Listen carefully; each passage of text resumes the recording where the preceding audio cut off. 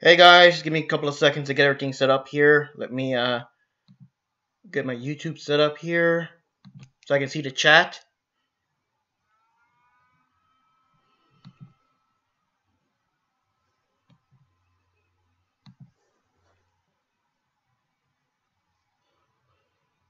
Ah, there it is. Wait, why is it not showing my face? Let me see here.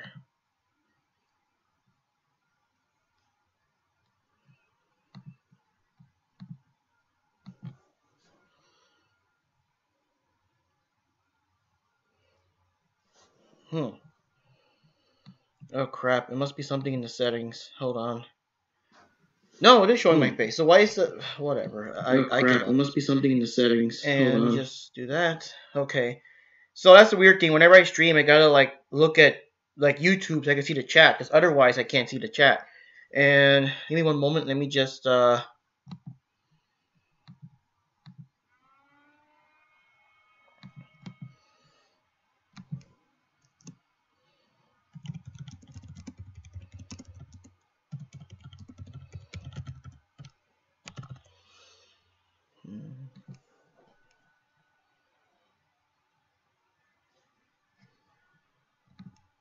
okay. So I'll just give it a couple of minutes and everything, and then so basically we're gonna be talking about Dragon Ball, everything, Dragon Ball Super, all that stuff. But I'll give it a couple of minutes, see who else comes in. There's a total of one whopping person watching. Thank you for watching. And what can I say? I kind of want to start out with like the history of how I discovered Dragon Ball, because I was in Mexico when this happened, and it was different because when you compare to how Mexico did it compared to how Funimation did it, like Mexico gave it way more respect. There was way more passion about it, and I mean, I don't know. I mean, in my personal opinion, when you watch something in a foreign language and you don't understand that foreign language, like you want them to translate it to you, right? So you can understand it. You want them to actually translate it and not like make jokes and pump it up and add like American slang or whatever. It's like if some dude is saying, I don't know. I mean, it's hard to get an example, but if I understand what someone is saying, I want to know what they're saying. I want to know what they're actually saying, not like the pimped up dialogue version of it. Like I don't need them to say, "Do you know the way?" I want them to know what they're actually saying. So yeah, I was gonna wait a bit here. I am armed with my Mountain Dew white label. So yeah. Mysteriously exotic dew. Whatever. Yeah, so exotic. But yeah, I'll give it a couple of minutes here, let people react, respond, all that good stuff.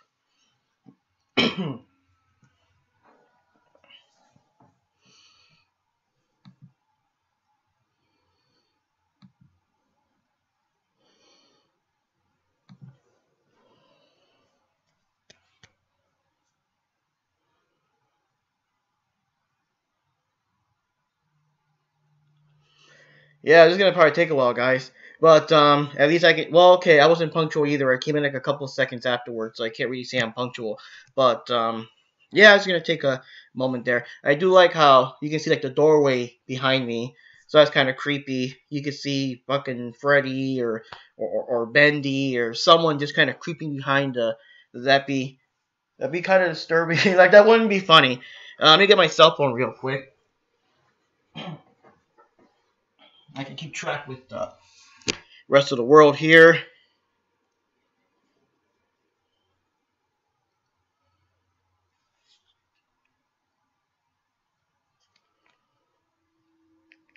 But either ways, I'll just give it a couple more seconds. Then I'll start talking, and then whatever. Because either ways, I want to cut up these little different topics and put them into videos on Daily Motion or other places. Because that way, if you want to see certain topics without being forced to watch the entire video, the entire streaming session, however long this might be, highlights, I guess. So let's see if anyone's talking. Feel free to chat, whoever that is.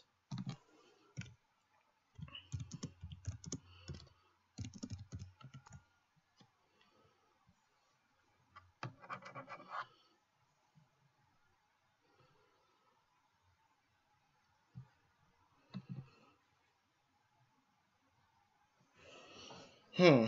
I don't know. I've never really seen. Every time I see someone else live streaming, I always come right in the middle of it. So I really have no idea, like, you know, how long it's been going on since I started. I never really see the beginning. Well, I guess there are people that are well known, like whenever Review Tech USA does something like that. I assume people are there are more people waiting and stuff. So whenever he starts live streaming, everyone just hops on. But I assume there's got to be a bit of, I don't know, prep time or whatever time. You're just kind of waiting and stuff until people come in. I don't know. So I've seen like a lot of streamers, and I could make lots of bad parody about, but I don't want to do that. I don't want to be known as a guy who makes fun of other people, because that's just messed up. Let me see here. Give me 1 second. Let me get everything set here. One moment.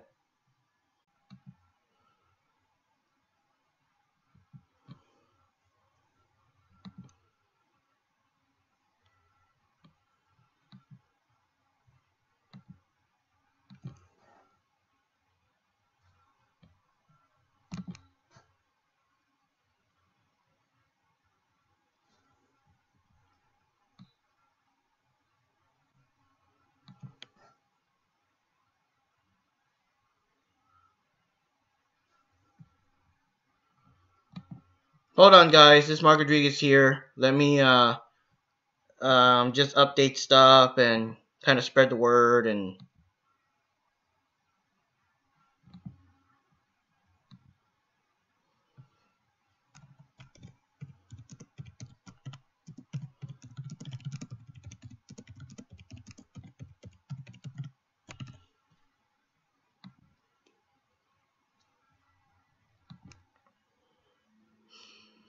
yeah, it always happens. I got one person watching, and it literally said like two people watching the moment I closed it down, as I was getting myself prepped up and everything. And so yeah, my plan is we're gonna start once I get, I don't know, a few more people, just 2 people, 3 people. I'm not that big, I'm happy with 2 or 3 people. But once we get a couple of people on here, I want to talk the history about how I first discovered Dragon Ball and everything in Mexico, because it was a very different thing. It was more serious. Rather, it was taken more seriously. And I mean, silly us, when we see anime, we just translate it. We don't think of adding pop culture references and censoring shit. If someone dies, they're gonna say, oh my god, he's dead. They're not gonna say he went to the next dimension or the dark dimension or whatever BS they make up in other animes. There's no like 4 kids dub and stuff. Now the bad thing is, I don't know, it's like it's different because, like, in Mexico, it's a mixed bag. When they bring a new anime, sometimes it's hard to tell. And now it's kind of blurring because now American companies are really jumping on it. Now they really are like dubbing anime faster. Back in the day, there was some cool new anime show, and if it becomes a big enough hit, then they'll consider bringing it over to America and dubbing it. But nowadays, when there's like a big hit, like there's less wait time. Or if it's a sequel, like if it's Dragon Ball Super, that everyone knows there's like a big Dragon Ball fan base. They're not gonna wait. They're gonna start dubbing it as fast as possible. So it's kind of different now as it was back then.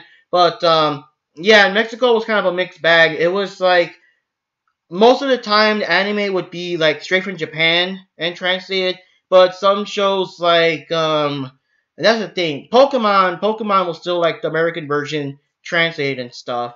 But Digimon, I don't know. I don't know. I really don't know if Digimon was like straight from Japan, or because I don't. It has to be from Japan because they didn't have the whole Digimon monsters, whatever crap. They didn't have that in Mexico. So I think that they did like grab it straight from Japan. It was different. Like, I don't know. It was different.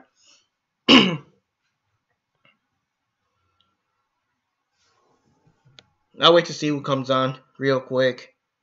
And my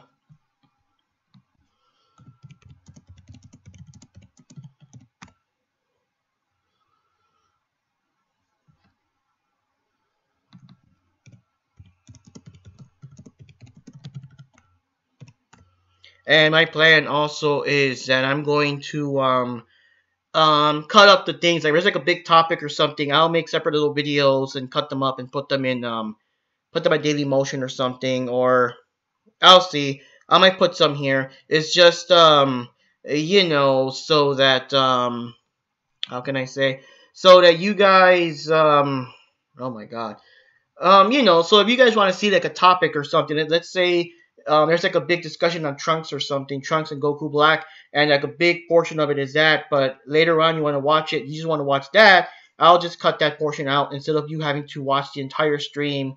I don't know how long the stream will last. And got my Mountain Dew white label here, and I'll start drinking it in a bit once I, really start yapping. Which, of course, anyone that knows me knows that I'm good at just talking and talking. But we got one person now, and oh god, like the other streamers, right? It's like, oh my god, I need to buy. I don't know. I need to buy. I don't know, a Switch. Yeah, I need to buy a Nintendo Switch. It's very important to my business. Please donate. Please donate. eBay, please donate. I'm not gonna do that. I'm not gonna do that. That's one thing I want to do. I never want to. I don't know. I'm old fashioned. I was raised to. If you want some, you gotta earn it. You gotta work for it. You gotta do whatever. So I don't know. Okay, so we got a whopping 3 people watching. Thank you for watching, you 3 people. So now that we got 3 people watching, I'm going to start, like I said before, I want to start with explaining the history of Dragon Ball, the way I perceived it, like how I was introduced to Dragon Ball, and you guys can kind of see the difference between like how it was handled in Mexico, straight from a guy that was there, as opposed to how America did it, okay? So, let's see. Oh god, history of Mark Rodriguez and Dragon Ball.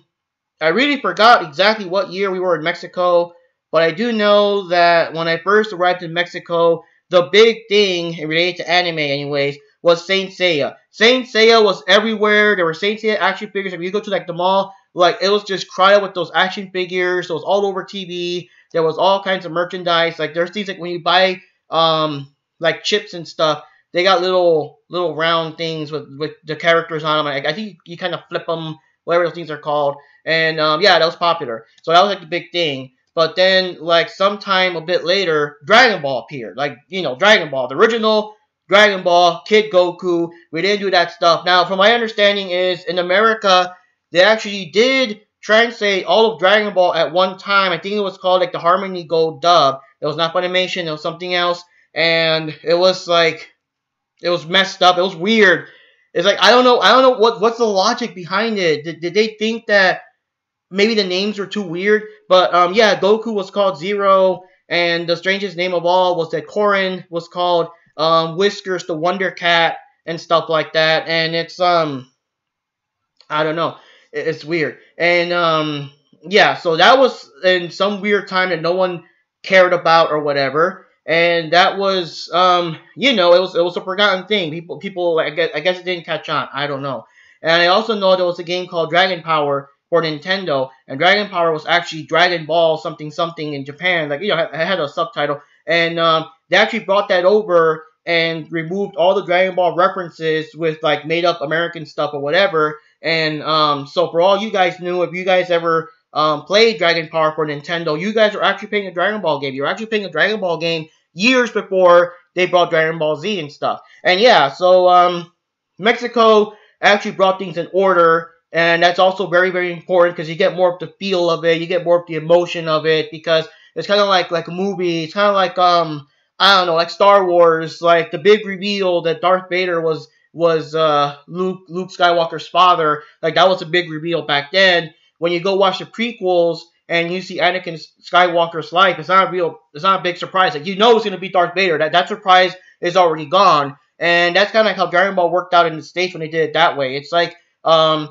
all the big moments and all the big reveals in Dragon Ball were ruined because Dragon Ball Z came first. Because basically Funimation, I think they brought in a couple of episodes of Dragon Ball. It didn't work. They stopped. They decided to just skip and bring Dragon Ball Z. But, well, most of you guys know the story. But anyway, so Mexico brought Dragon Ball. At first, I missed it. I didn't really care too much.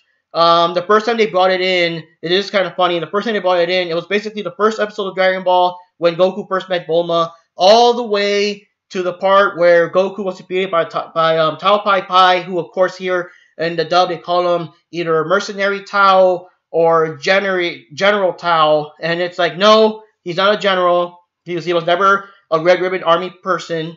And no, he's not a mercenary either. He's a fucking assassin. He's supposed to be known as one of the world's greatest assassins and the most expensive one.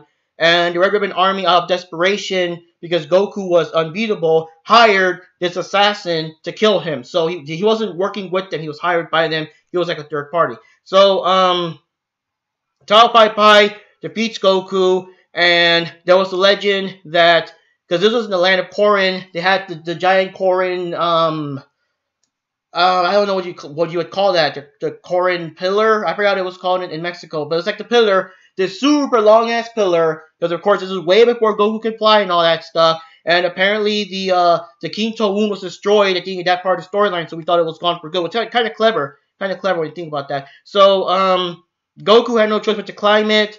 And at that time, it was like a legend. It was a mystery. Of course, now we know, but back then, it was a mystery. Apparently,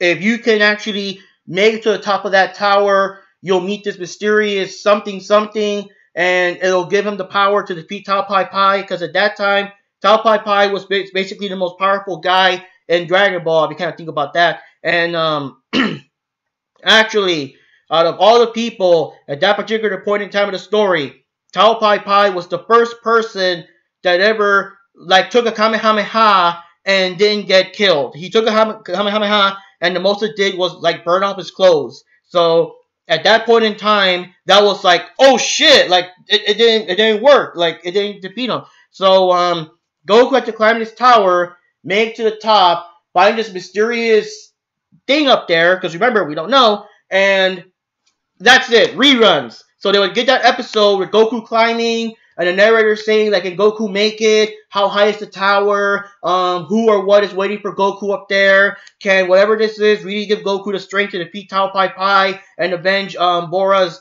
yeah, it is Bora, avenge Bora's death? So we had these questions, and then reruns, first episode. So I actually caught it near the end. So when they did reruns, I was like, okay, so now I'm really going to watch it. I'm going to actually watch the whole thing now. I'm invested in this character because, I don't know, Goku looked cool. Goku and Tao Pai Pai both look cool. So I was like, you know what? I want to watch this whole thing. So yeah, I watched the whole thing the second time. And it was actually kind of funny because at first I always thought, the little commercials and stuff, I always thought Goku was a kid that for some reason had a little, like a cattail or something, just I don't know, sewn onto his outfit for whatever reason. But when I watched the actual show, I'm like, holy shit, his tail, that's a real tail. His tail's alive. It's part of him and everything. So, yeah, I watched Dragon Ball, and you guys know the story about Dragon Ball. I'm not gonna, you know the story. He meets Bulma, and then all the stuff with Yamcha, Krillin, all that stuff. And yeah, so Mexico, I'll be perfectly honest though, Mexico, first episodes of the Pilaf saga, there were a bit of jokes here and there. It wasn't like Mexican jokes. It wasn't like no mames vato. It wasn't like Mexican jokes like that. But it did throw in little flubs here and there. But it wasn't as extreme as, the dub. And also, hello, Asuka. Yes, I'll review King of Fighters 14 once I have more time to play it, because I actually want to download all these new characters that are coming out and play it like that. But, And one thing I really hope it'd be so cool with my brother Johnny, because I feel it's just better. It's just better with two-player action. I need someone to play with in real life, not the online things, not the same. So, anyways, let's see, what can I say here? I kind of lost my train of thought there. Yeah, so the first episodes did act a couple of things, little Mexican jokes here and there, but they still kept it all of Roshi's ass grabbery. I'll just say that, Roshi's ass grabbery. And they kept everything. They kept the violence. They didn't censor anything.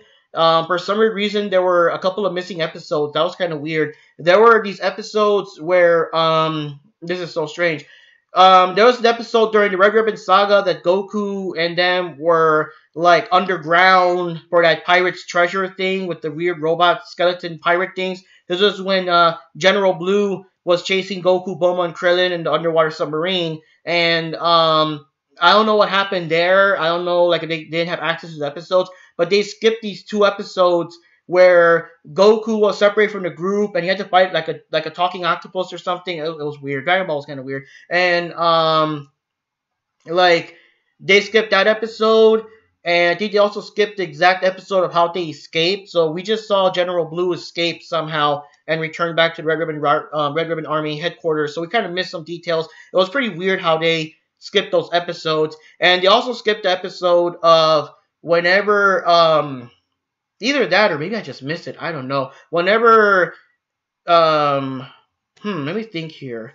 RLA thing. Yeah, they skipped episode. Like they showed part of when RLA was when Goku had to cross over with RLA, Dr. Slump, and that was kind of funny. I don't know if Mexico had Dr. Slump or not, but like when Goku first met RLA in the Mexican version, even the narrator said like you know, where's Goku now? What weird place does Goku find himself in? And who is this strange girl with glasses that's standing in front of him? One thing for sure, you and I sure know who she is, and that's kind of interesting because she's known. If you're a Dr. Slump fan, you'll know who she is, and that's the line the narrator kept in there. If it was the American version, they want to skip that out because they don't want to confuse the kids that never heard of Dr. Slump. So yeah, it was very strict. They actually translated most of the stuff good, and so anyways, yeah, they skipped the episode when RLA helped them defeat General Blue. That was kind of weird. So it was like 3 episodes skipped for some weird reason. So anyways, they would repeat Dragon Ball like I don't know, 3, 4, 5 times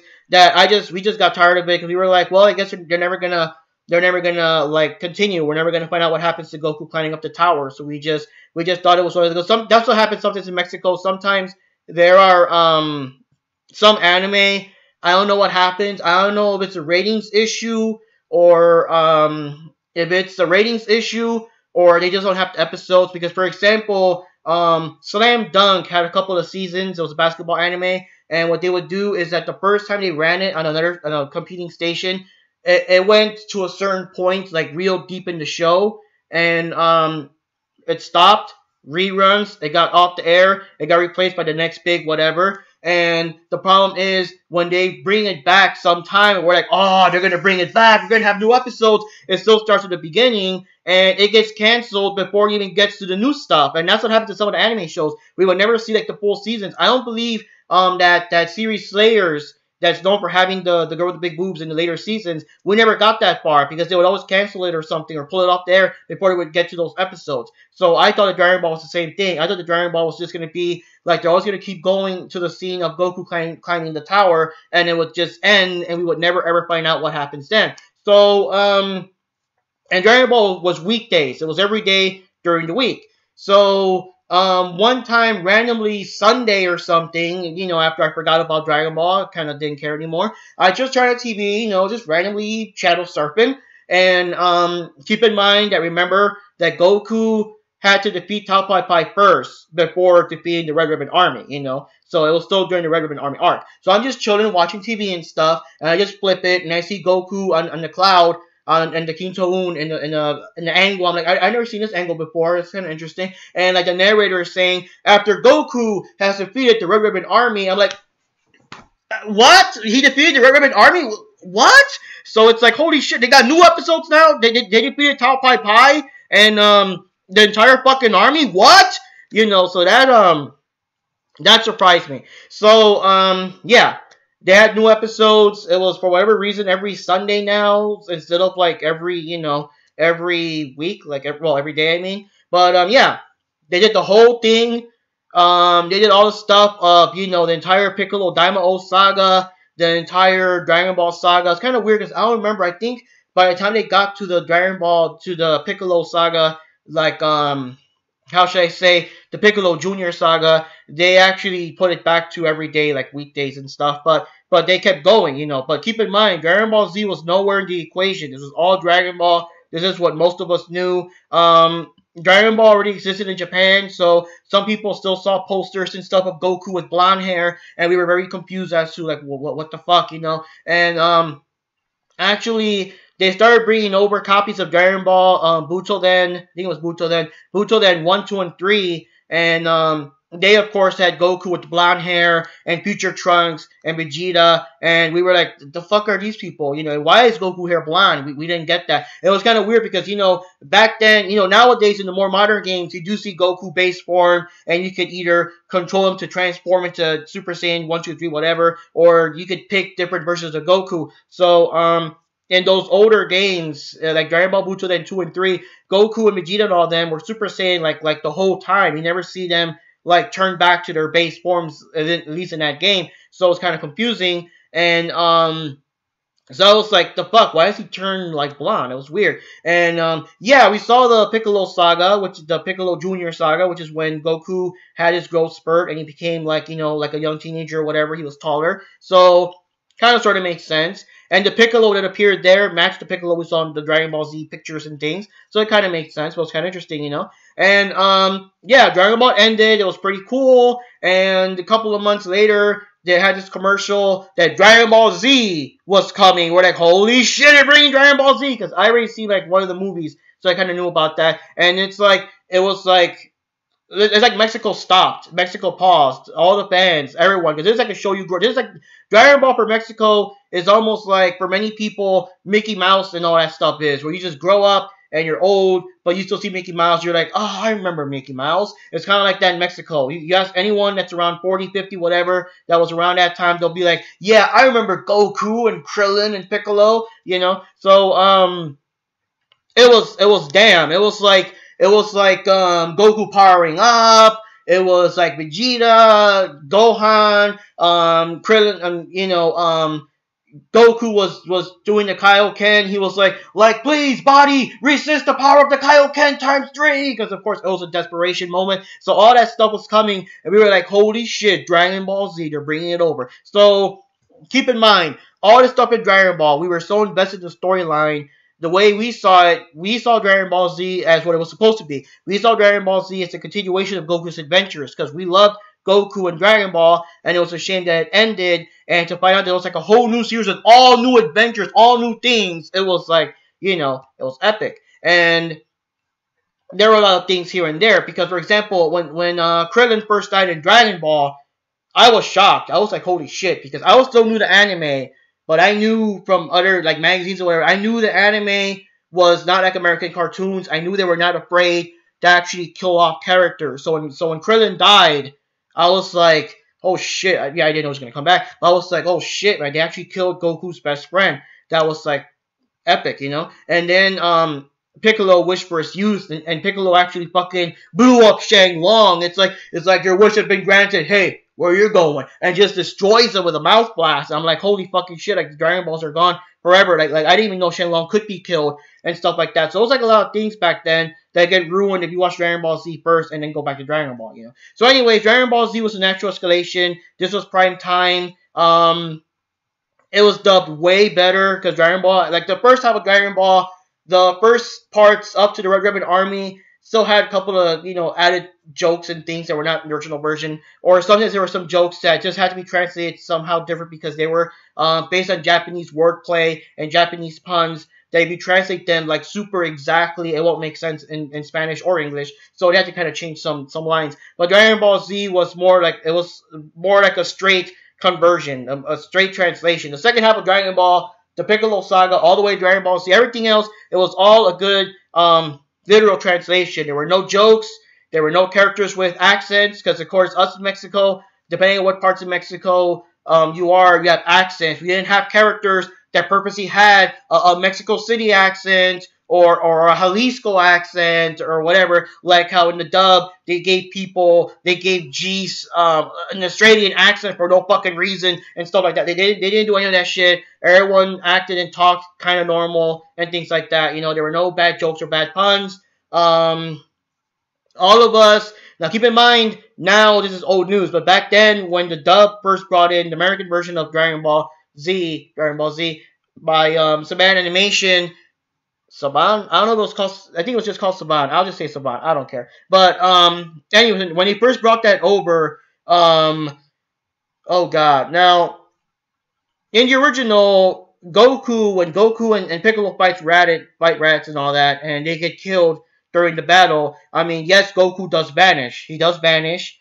and because Kami-sama sent him over to heaven so he could train up there. But it was just Goku. In the dub version of Dragon Ball Z, every other character that dies vanishes. So like Yamcha was a big deal. Yamcha was a big thing because when he died, it was a shock because it was the first time Yamcha died. Okay, I know Yamcha loses a lot, but it wasn't as consistent as it was in Dragon Ball Z. It wasn't as I don't know. It wasn't as bad. So Yamcha died, and Krillin is running over there to him, crying over his dead body and everything. And there were some comments. People were like crying. They were emotional. And of course, Vegeta, the bad guy, didn't care. Vegeta's like, huh, why don't you get that corpse away from the battlefield? His stink is messing up the place. Something like that. He said something insensitive like that. That, of course, made you even hate him even more at that point in time. But, like the dub, made Yamcha vanish or something. It looks weird seeing Krillin dying over just like, I guess, the area where Yamcha used to be or something like that.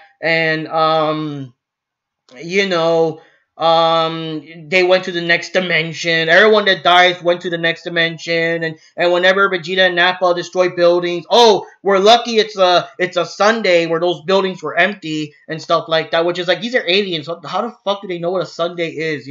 And there was the famous thing where when the Saiyans first arrived, the city was full of all of these people that are just literally just feet away from them, like watching in amazement of these weird people that came out of these pods or whatever. And then Nappa does his famous city destroying attack, and of course, yeah, in the real version, that city is gone, and every single person that's alive in there fucking vaporized and died. And the dub, they're lucky they evacuated the city in time, but it's like they were standing like feet away from these guys. There is no way you can fucking run your ass out of an entire city to avoid that giant explosion, because Nappa basically literally cleaned the entire city to the point where you would never have known a city was ever there. And that was stupid. And then, just dumb things like that. And the Mexican dub didn't do that. The Mexican dub kept people dying, and it was kind of like it was more tragic because the people would be dead and they would stay there. And there were scenes where Krillin would be staring at Yamcha's dead body, Tenshin Han's dead body, and he'd be like, "Oh shit, we're all gonna die! Like this is it. We're all gonna die." He's like, "Goku, where are you, man? We're all gonna die here," because you're seeing all these dead bodies, and it's just extra emphasis, And of course, when Goku finally does arrive, Goku looks around and he's pissed off because Yamcha, he's like dead. Tenshin Han, he's dead. He's looking at all these dead people, and Nappa's like, "Oh, like seeing your dead friends making you so sad. Don't worry, I'll send you to join them soon." And that kind of stuff gets lost if you don't mention the fact they're actually dead, and if you don't actually show the bodies. The bodies didn't just disappear and stuff like that. And then Namek Saga, Frieza killed all these Namekians. Frieza sent Dodoria anyways to do it, and apparently in the dub version to not make them look dead or something, they gave them breathing noises and stuff, so it looks like they're still alive. They're just incapacitated or whatever, and that was also stupid. And they sent Dodoria to kill Dende's brother Cargo, and he was dead, but they again made it sound like he was only, I guess, knocked out or something. And the dub kept acting extra lines at Krillin like, "We'll go back for your brother. Don't worry, I'm sure your brother's okay," and all that weird bullshit. And it was like, guys, you guys are watching the Japanese version, right? You guys know he's dead. You guys know there are no animated scenes of him coming back. Oh, shit. He never came back. Cargo stayed dead. They literally only revived anyone killed by Frieza. They didn't count whoever was killed by Vegeta. Cargo never came back. I didn't think of that. Damn. Then they lost his brother for good. Yeah, because even at the end of the saga, when they brought everybody back, they never had Cargo come back. Dende, you're alive! Cargo, you're alive! Holy shit, Cargo's dead for good. Hashtag remember Cargo. But that's the thing. Anyways, let me see here. So yeah, basically speaking, long story short, because I'm not gonna retell the whole story either. But yeah, that's what happened. Basically speaking, in Mexico, we saw Dragon Ball first, and it actually captured us. It captured our hearts. We were so excited, and all the weird adventures, all the interesting characters, the villains and everything. We were invested in Goku's storyline that by the time Dragon Ball Z came out, we were even more invested. We were like, oh my god, there's even more to this. This is awesome. So we were like excited about it. And that's another thing. In America, a lot of people just love like the bad boy image. They love the bad guy, you know. So when Vegeta appeared and Vegeta became neutral, I'll say neutral. He wasn't a good guy. He was not a good guy to the Buu saga. Don't kid yourself. He was still a bad guy during the entire Cell saga and was just using them for his advantage to kill Goku eventually. Like if the androids didn't show up, he would have been trying to kill Goku, you know. So anyways, you know, everyone loves Vegeta, and he has this backstory and stuff. So that's why most people want Vegeta to be the one to kill Frieza. They want Vegeta to kill so and so. They think Vegeta has more rights. They want Vegeta to, you know, surpass Goku, be better than Goku. But the thing is, because you're not seeing it from the other side, the other point of view, you're missing an entire series that was all about Goku and his adventures, and you're missing the point that this is supposed to be a continuation of that. And if you're watching Goku since the first episode of Dragon Ball and onwards, you're not going to want this other character to take over. So that's why Goku will always be the winner and blah, blah, blah, blah, because he is the main character. He's the guy we've been following since day one. It would be weird for Vegeta to surpass him or whatever because it's not Vegeta's story, it's Goku's story, you know. Goku met Bulma first when she hit him with the car and whatever. And, yeah, we saw GT. I don't know. Some parts I didn't like it. It was weird. Again, like I said in my other Dragon Ball review, with Goku, you know, what can I say? At that point in time, that was the ending of Dragon Ball. You know, at that point in time, that was how Dragon Ball continued. That was the continuation from Z to GT, and even though we didn't like it, we had no other choice. That's what was shown on TV. That's the series. And the final episode, for me, still feels like a true final episode of the entire Dragon Ball whatever and everything. Of course, now we got Dragon Ball Super. Now we have, like, you know, we have a choice. Now we can say, you know what, GT's non-canon. We got Super now. You know, Super's canon. That kind of thing. And everything else, I can't really say much because everything else, by this time, America has caught up with everything, so I can't say much. Like I said, Dragon Ball, since they did it right the first time, they only had to dub it just the first time until whenever Kai came out. But, you know, the American dub had like the Saban version and the Funimation version. Then Funimation went back and redubbed those Saban episodes to be dubbed by the Funimation guys. And it had like the ultimate uncut version and the Dragon Boxes version and who knows whatever the fuck versions. It was fucked up. It's like, it did. Now, I don't blame too much. It's hard to blame because I know that Funimation was just starting out. This was their first anime, but for me, being a big Dragon Ball Z fan, it did piss me off how they fucked everything up so bad with the translations. The fucking attack names. Yeah, Mexico, like, we kept the attack names. You know, they still had Krillin, Doink, Kien-sans. Like, in the first episodes of Yamcha, like, I think Yamcha appeared in the, I don't know, 4th, 5th episode back in Dragon Ball when they were still dubbing it so-so. Even then, no, wait a minute. Okay, yeah, I forgot. Yeah, and the first couple of times, Yamcha was still saying something like the wolf attack or the wolf claw attack or something like that. But then when they went later on in the, I guess, second half of Dragon Ball, when he got new episodes, the Piccolo Saga, Yamcha was still saying, we all got Fu Ken, like he's fucking supposed to, and everything. And, you know, we had to see the Taiyo Ken, the Kikoho, and stuff like that. So we got to see all of those moves without the weird translations or whatever. But, you know.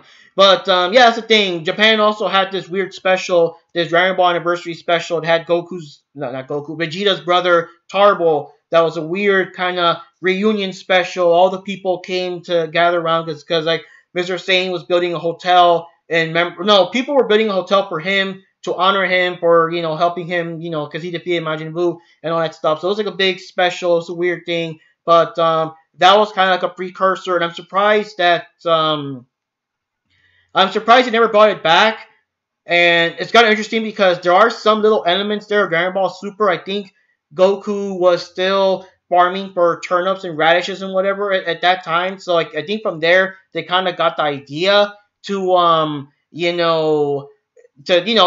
made Dragon Ball Super, they got the idea of having Goku like work as a farmer and stuff like that. Because you remember in the in Dragon Ball Z Battle of Gods, we didn't get to see that.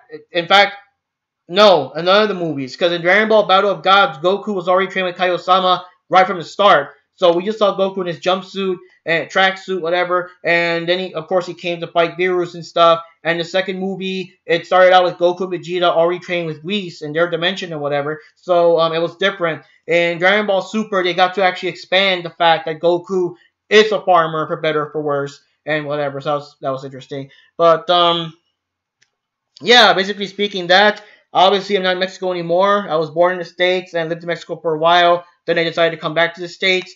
So I'm not there now, obviously. I don't really know what's going on in terms of, Dragon Ball Super, how Dragon Ball Super was translated. I did see a couple of clips on YouTube of like Resurrection F and Battle of Gods, and I do notice that they did keep for the most part the voice actors of Goku, Krillin, the Piccolo, Vegeta, like the longer time actors, because these are big actors. Just like in America, Sean Schemmel and them will forever be the voice of Goku for the American fans. In Mexico, Dan Castaneda will always No, that sounds horrible.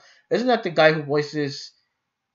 No, that's the guy who voices Homer Simpson. What the fuck am I talking about? I think his name is Mario Castaneda. Yeah, Mario Castaneda will be the guy that will be known as Goku, and for better or for worse, because oh god, who doesn't like that Dragon Ball Evolution? That was horrible. But the only thing that made the Dragon Ball Evolution Mexican dub kind of more tolerable was the fact that they had the Mexican voice actors, the actual cartoon guys, voice the characters. So still Mario Castaneda and them voicing, Goku and them characters. But oh god, that movie was horrible. That was like I could even start. I never actually got to review that movie. I was trying to get Paige to watch it. Even Paige wouldn't want to watch that movie.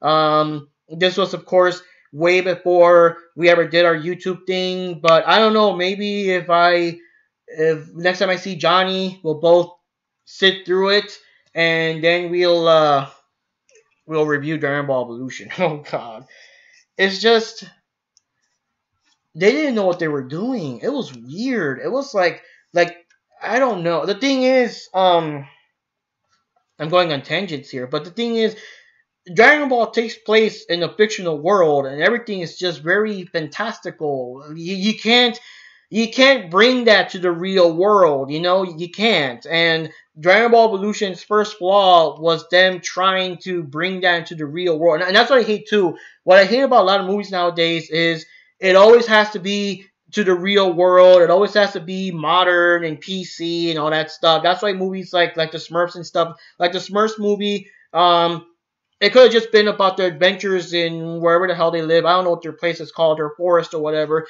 It always could have been their adventures, but no, we had to bring them to the real world and have Neil Patrick Harris there, and it's just weird. And then like the Chipmunks are I don't know, what are the Chipmunks? They're like human, like the actual cartoon Chipmunks. They're human-sized chipmunk mutant things. Like if you really, really think about them, they're like human-sized chipmunk people. And the weird thing is that somehow in the cartoon they used to go to school with regular people. They go to school with regular people, and no one thought it was weird. No one freaked out. They just, and they're celebrities. Like I don't know. It's like in some episodes there were celebrities, and other episodes no one knew them. Like most of the time, the theme was that Alvin thought he was like the greatest shit ever, and he had to always be talked down in a realistic manner. That dude, you're nobody. You're starting out. Maybe someday you'll be famous, but now you're nobody. And yeah. So when they make the movies, they make them actual life-size little talking chipmunks, little rats running around. So that's what Dragon Ball Evolution did too. Like, let's bring that shit to the real world and try to somehow apply real life logic and real life physics, and it was stupid. I don't know. It was stupid. I didn't like it. So yeah, that was my discussion here. I'm just gonna kind of chill for a moment and enjoy some Mountain Dew because I just noticed I just went on and on and on and didn't even get to drink it. But anyone has any other questions related to Dragon Ball or King of Fighters or anything, I'm open to any questions, guys. This is the Q&A section of the program.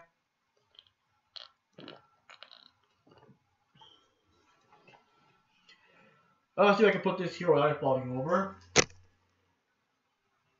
And creepy circus music that's playing right now.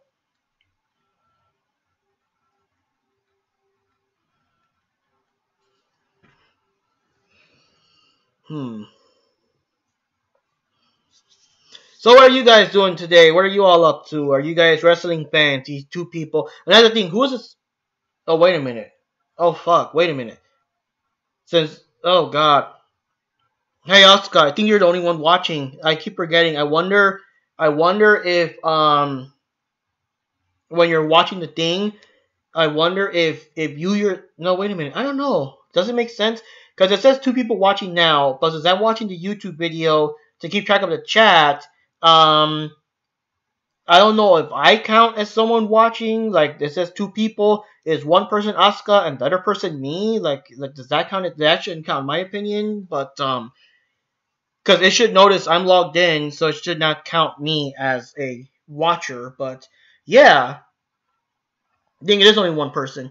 And holy moly, streaming for 47 minutes, talking about Dragon Ball for 47 minutes. My goodness.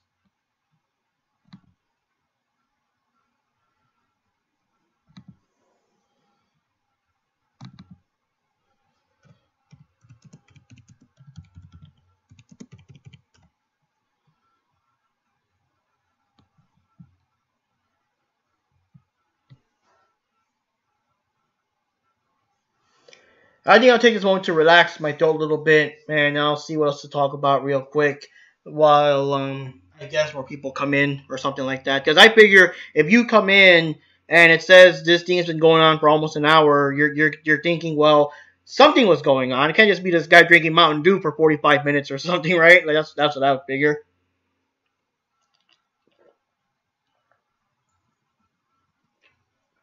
I don't know. Dew with crafted tropical flavors. I guess it tastes kind of different. I don't know.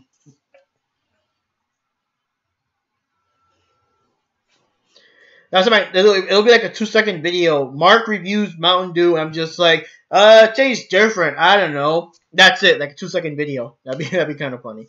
But what can I say? There were so many weird things about Dragon Ball that we didn't have to deal with because we didn't see censorship.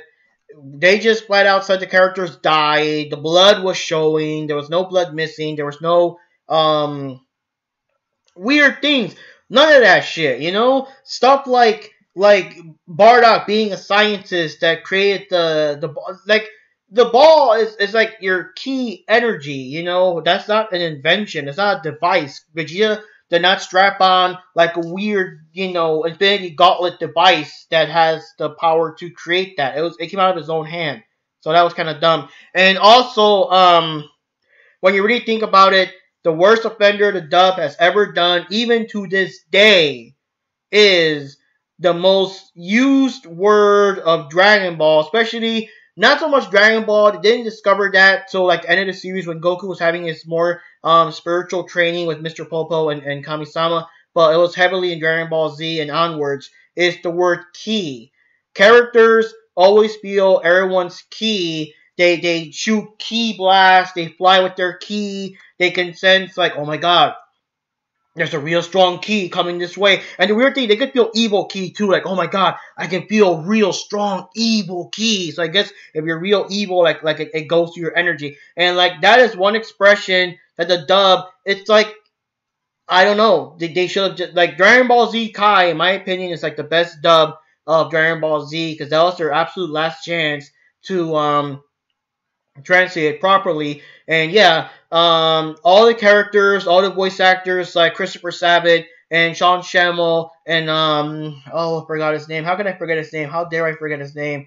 Um, Sonny Strait, yeah, all of them have voiced the characters so many times that by now they're really into the characters because you got to realize when Dragon Ball Z started in the States, Saban did it first, and when they like took over for Funimation, I guess to make the transition less jarring, what they did at first was they were trying their best to imitate, or to imitate the previous voice actors from Saban. That's why the first couple of episodes of the Christopher Savage Vegeta, he still sounded like he was trying to copy Brian Drummond's Vegeta, because to make it less jarring, to have like this weird snaky voice, and then like the darker voice, deeper voice that we're more used to. So later on, they grew into their own, and they made their own versions of the characters and stuff like that.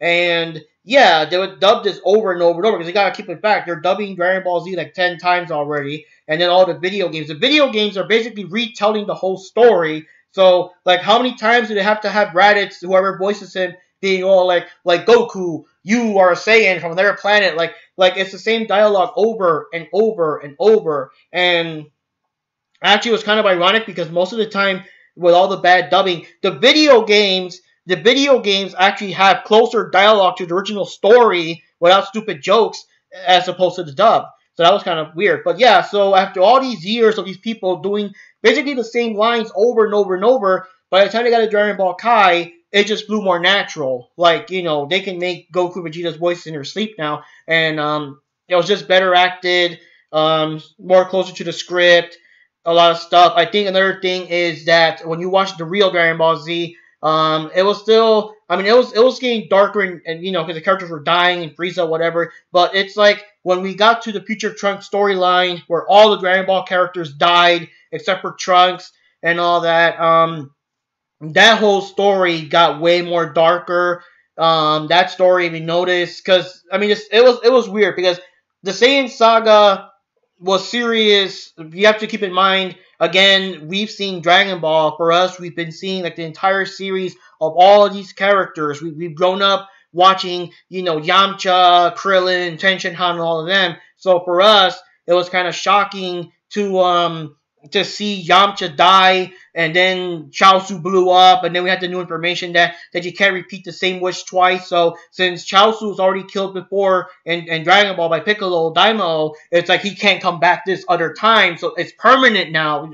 At that time we thought so, right? And then we were always told in Dragon Ball that if Tenshinhan goes all out with the Kikoho, he'll die. But, he was able to hold back. In Dragon Ball Z, we actually got to see him go all out and die from that technique. So, like, we got to see a lot of that stuff. And it was more shocking. But even so, throughout the saga, there was still a bit of jokes here and there. All the characters got together. Goku had some adventures in the afterlife and stuff. Roshi was still trying to grab some ass and stuff like that. And Dynamic Saga had a couple of jokes here and there. Of course, the Ginyu people were goofy, ridiculous, and stuff like that. So, it was serious here and there, but there were still jokes. But the thing is, when it came to the Cell Saga, there were way less jokes. It wasn't that comedic. There could have been a couple of moments here and there, mostly in filler, but the entire thing was played straight. It was like all the Dragon Ball characters that we know and love died, and if you don't train in 3 years, the androids are gonna come and they're gonna kill you. And even though Android 19 looked kind of weird, he was still played for straight. He was still trying to kill you, and like, they never made too much jokes. Like, Vegeta's a trash talker. That's no matter what version. But most of Vegeta's trash talk in the original version was insulting that he was a defective machine and stuff like that. He wasn't making fat jokes and stuff, So it's kind of different. And, yeah, so that one, that whole series, that whole arc until the Cell games, it all took a much more darker turn. In fact, that's why the Buu saga got more silly, because it was kind of to bring it back. It's like you notice that the saga just got too dark. It's when I think about that stuff. We got all the characters are dead. We got Cell drinking people in town. Some of the episodes were legit like horror movie themes almost, as he was tracking down innocent bystanders and killing them one by one. And then the Cell games, and then all the stuff like pushing Gohan past his limits. All that stuff was like serious throughout the whole arc.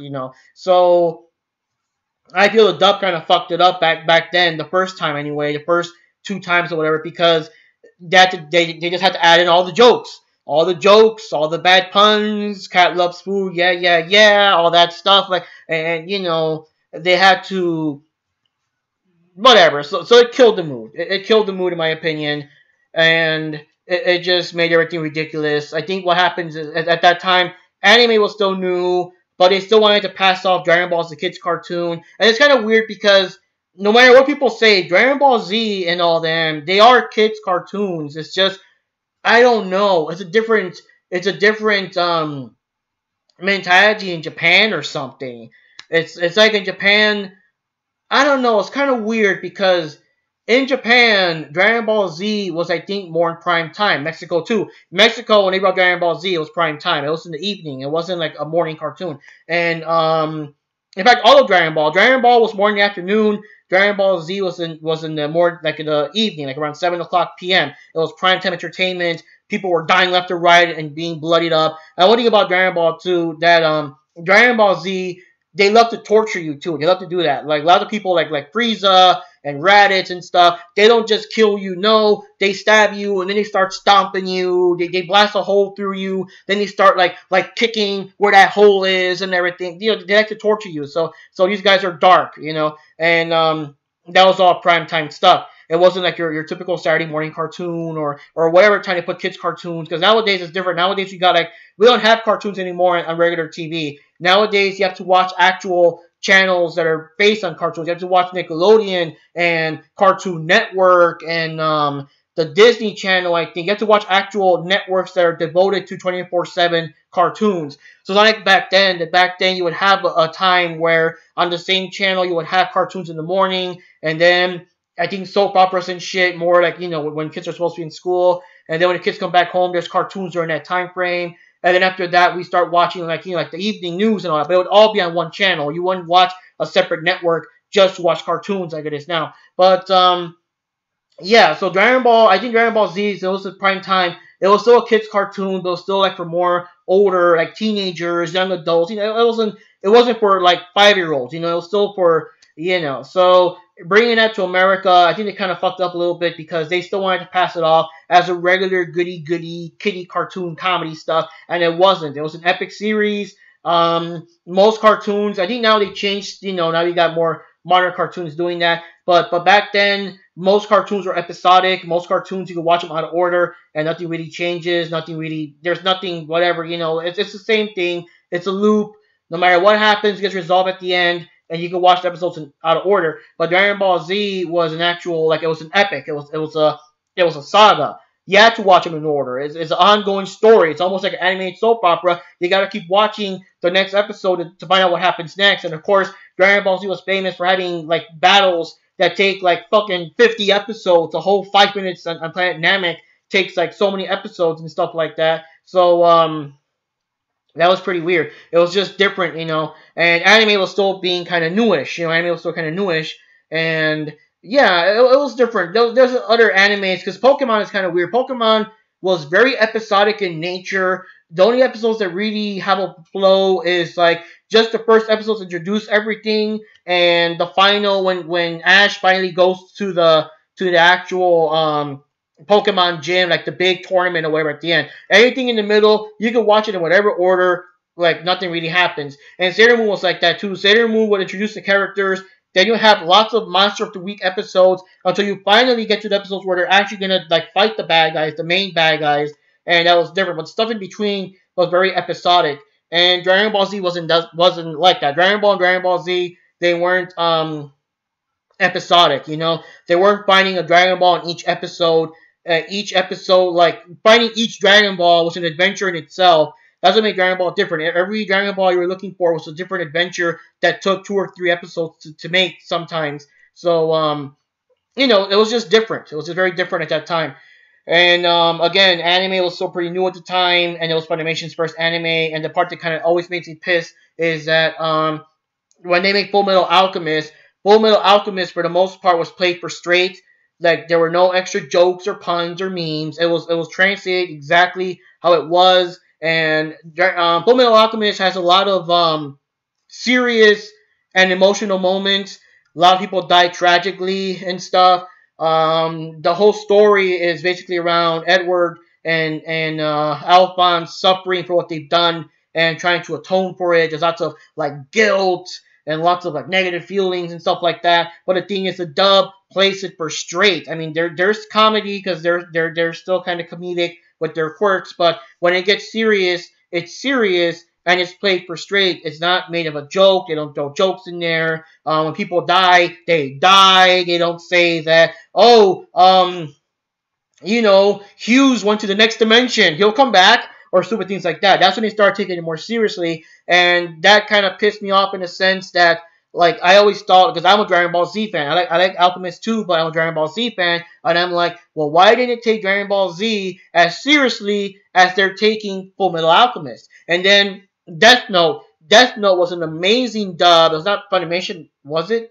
I don't know. I'll check. But Death Note was super epic, and again, it would have not been so good if they, fucked up the script and added stupid puns and a whole bunch of bullshit like that. So that's why when all these cool animes, like Black Lagoon, it was also taken seriously. All these new animes, like the ones we got nowadays, like what was the other one? Soul Hunter and stuff like that. They're all taken like seriously. They're all dubbed like how they're supposed to be. It always pisses me off because Dragon Ball Z is stuck being like this joke of a dub, mostly because it was like their first experiment. It was their first try. I mean, what can I say? I mean, take your favorite anime, whatever anime you really love, that was done right, and imagine that anime being dubbed like with all these like stupid mistakes and bad translations, and oh, the person went to the next dimension and bullshit like that, and just think that series will never be truly fixed. It's weird. It's like a weird thing.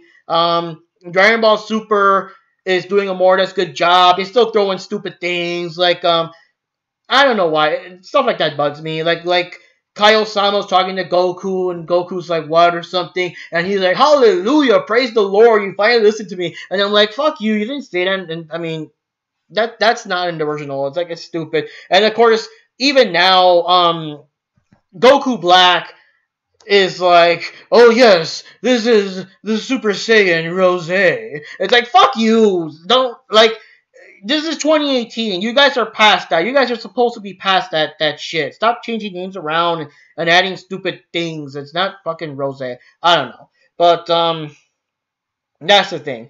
So anyways, I'm going to wait for a couple of more seconds to see if anyone else is coming in. Because then again, you have to remember, it's still noon Eastern time. But yeah, I'll wrap it up in a couple of minutes if no one really jumps in. Give me 1 second there. Let me just take a little break here real quick.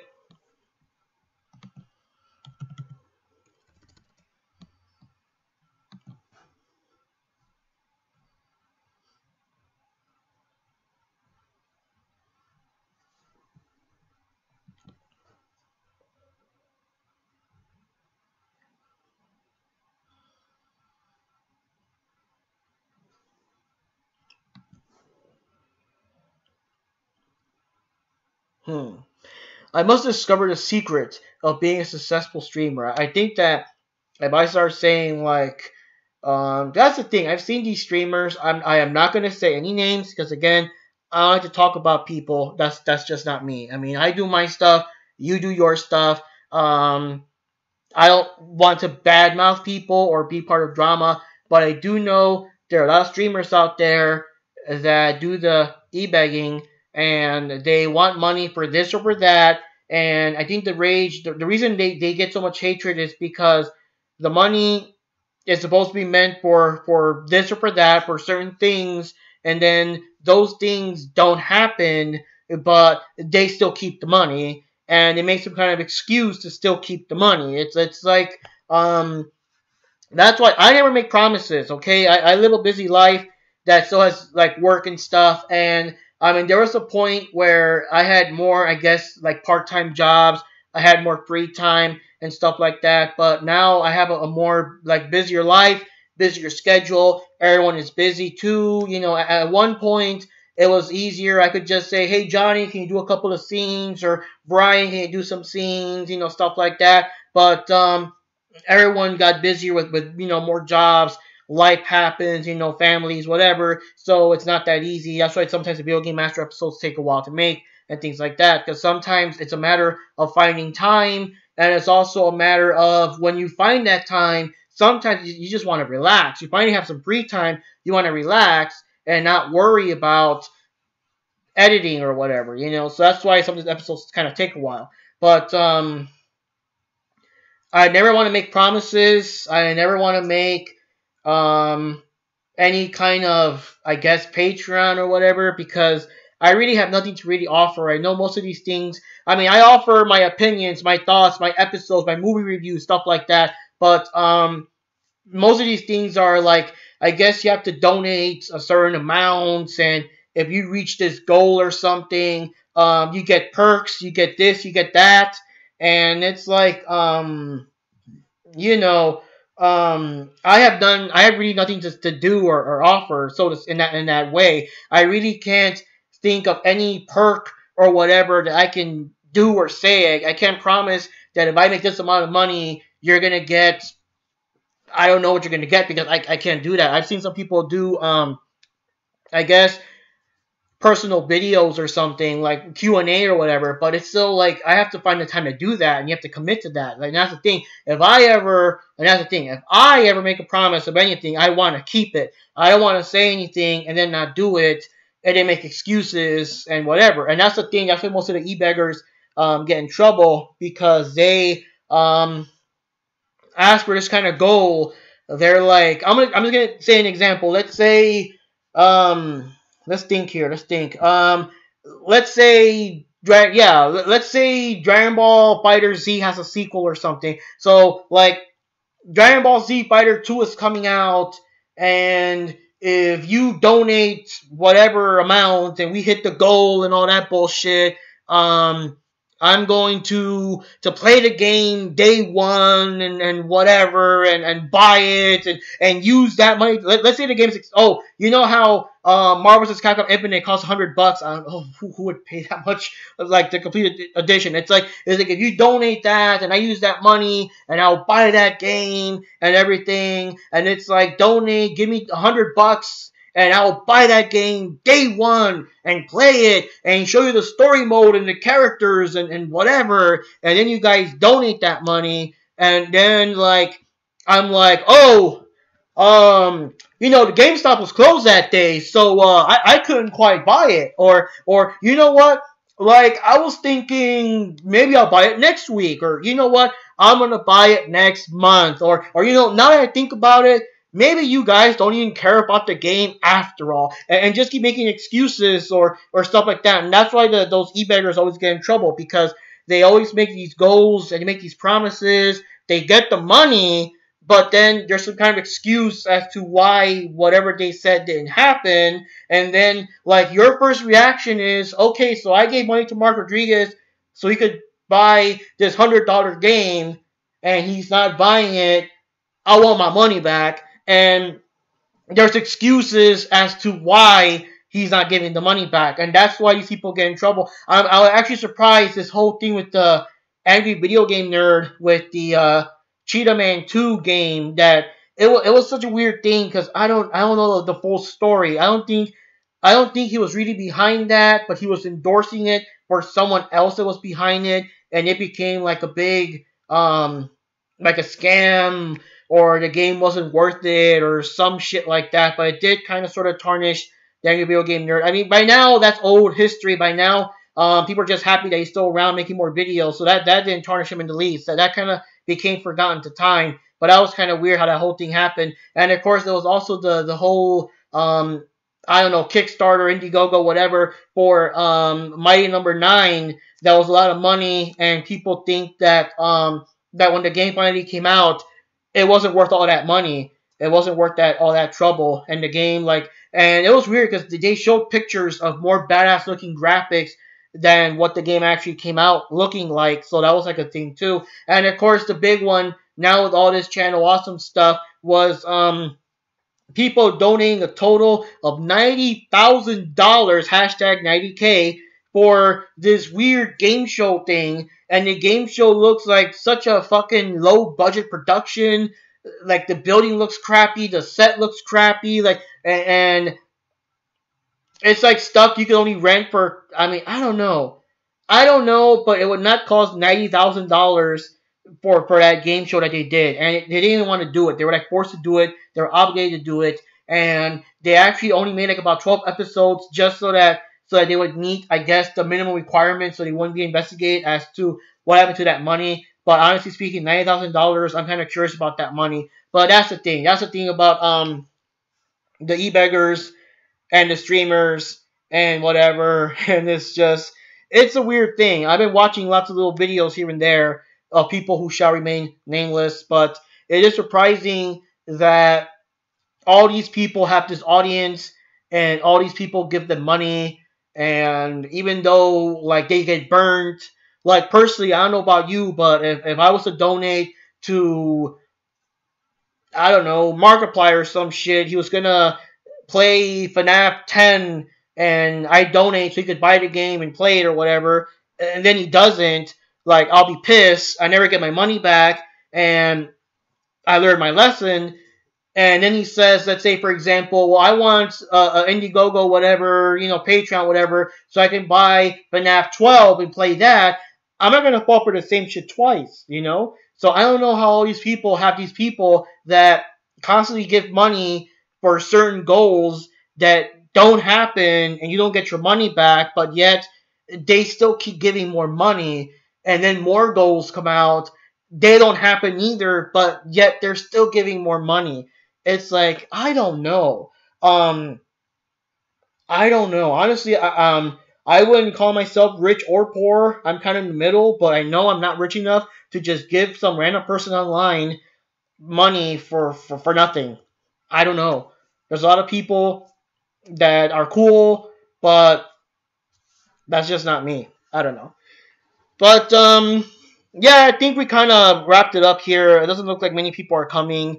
What can I say? I'm just me. I'm not really like a super big superstar, whatever. We're not gonna have like tons of people just frothing at the mouth because, oh my God, Mark Rodriguez is gonna be live today. I just gotta stop whatever I'm doing and go watch him. I know that, but yeah, I did notice that the thing said 1 watching, 0 watching, whatever. So I guess it's what can I say? I guess it does go up and down. So me watching the video doesn't count.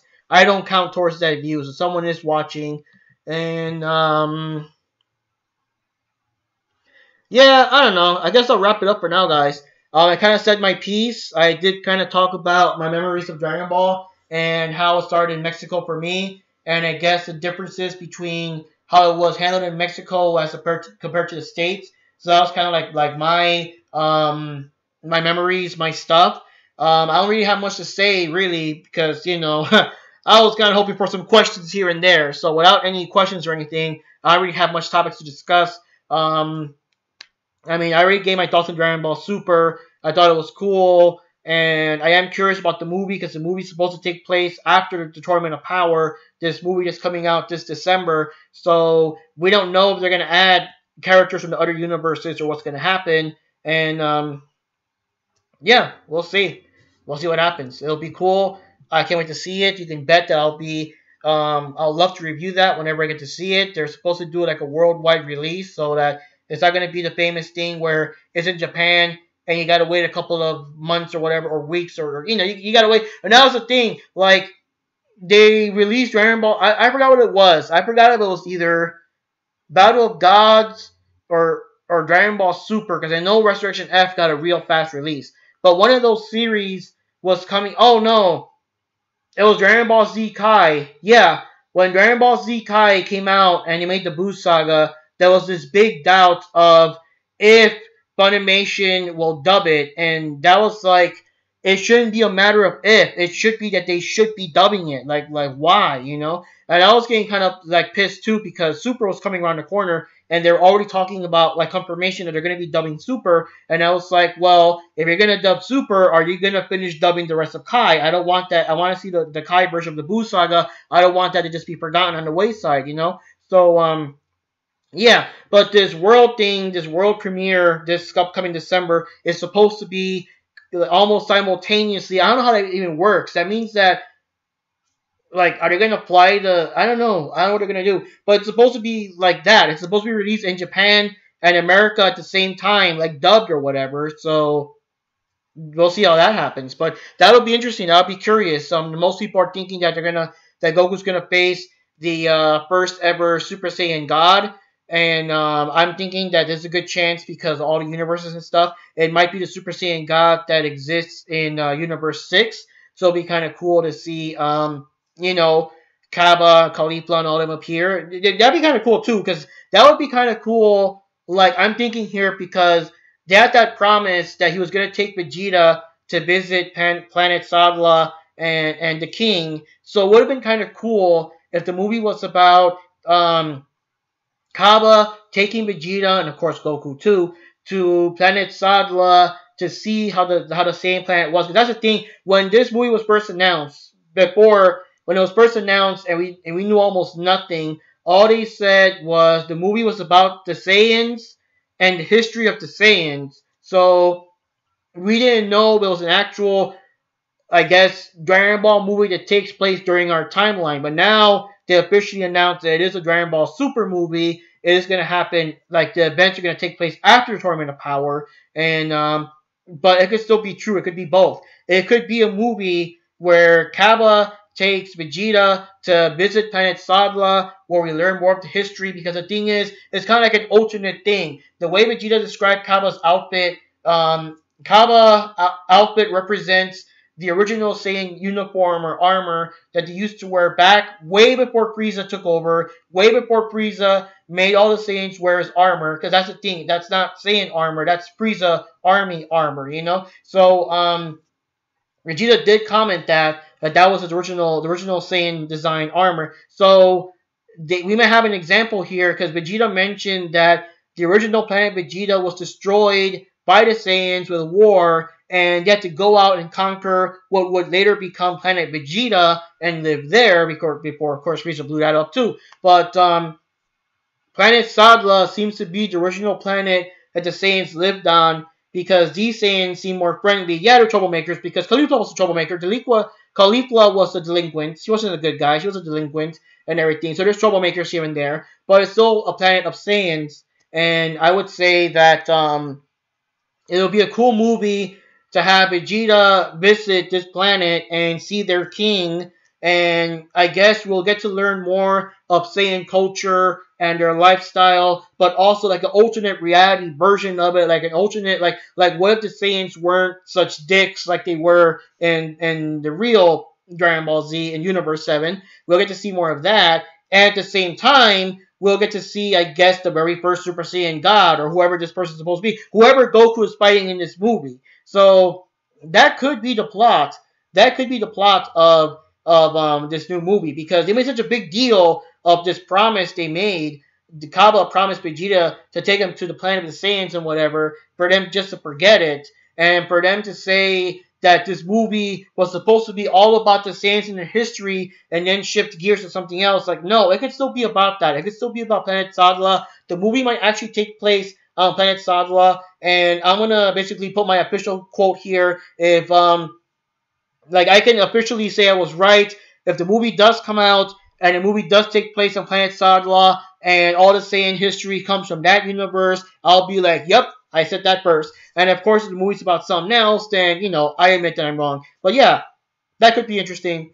That's a good thought. That's a good thing. I think they're gonna do that because it kind of makes the most sense. And it's kind of cool. And after that, of course, we'll see if they're going to make another Dragon Ball thing. I saw rumors out there. I was looking through YouTube that there's rumors that they might actually make more Dragon Ball Super. That they might actually make episode 132 and onwards. And I don't know. For me, Dragon Ball Super is over. The next thing should be whatever you're going to call it. But, and another thing is you got this movie coming out. And we can't do that again. We can't have Dragon Ball Super. Go watch this movie and then more Dragon Ball Super. We can't do that. And I don't think people are going to also want to see this movie, again being cut up in an episodic format for Dragon Ball Super. No one liked it the first time. I understand it was necessary evil, but no one liked it the first time. No one's going to want to see this new movie broken up into episodes, especially since the movie looks to have like this slightly different animated style, but it's a very, very fluid style. Like just those few scenes of Goku kind of jumping and preparing himself to fight and stuff. Like it's such a like fluid animation that we are not used to seeing in Dragon Ball. And yeah, Dragon Ball Super does have some awesome animation, especially during like those the fights with Jiren and stuff. But this is like a different style, a different animation technique they used, and you're not gonna want to see that being low budget for like a multi-episode retelling on Dragon Ball Super. So it's kind of hard to see what's gonna happen. It's kind of hard to see where's it gonna go. And yeah, I think that's what we did here. And this stream we kind of accomplished talking about the history of Dragon Ball, and then kind of ending it on what's the future of Dragon Ball, where's it gonna go, what's gonna happen after this. That's the thing. So yeah, I think what I'm gonna do is I'm just gonna chill for a couple of seconds there, and if nothing else happens, I'll just conclude the stream. I did talk my piece. I could probably make a video based on Dragon Ball and another one based on the movie because that is interesting. I'll look up more information. I'm gonna see these other people's thoughts and stuff because I don't know, like to make episode 131, or I should say 132 and onwards. That's whatever. You know what? One thing I should do is the next time I do a stream, and that's one thing I want to do. Maybe what I want to do next time, because I've been seeing a lot of stuff and I've been getting a lot into Death Note lately with the like the thing, you know, how should I say, the philosophy behind Death Note, the characters. Like I really want to watch anime again. I want to like read the manga again and everything. I was thinking if I ever do another stream, it won't be next week though, but whenever I do another stream, it'll be like Death Note related instead of Dragon Ball related. And hey, it'll be fun. Maybe I'll buy some beer instead of Mountain Dew. I'll get some actual beer. Now I do want to see. I'll be back in just 1 second here.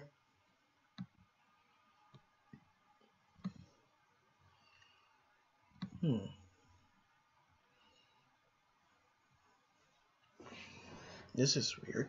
No, wait, I can't tell. If I pause the stream here, I can't tell if it's me pausing it or if it's I'm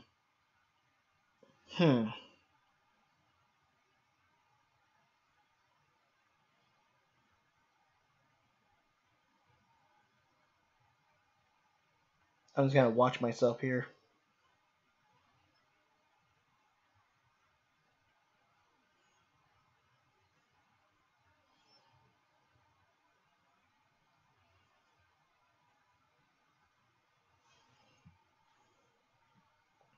I wonder if there's a way to pause this, because the thing is, whenever you stop the stream and start over, it's literally like a second stream, and I don't want to do that. I want to just kind of pause it and come back real quick. Hmm.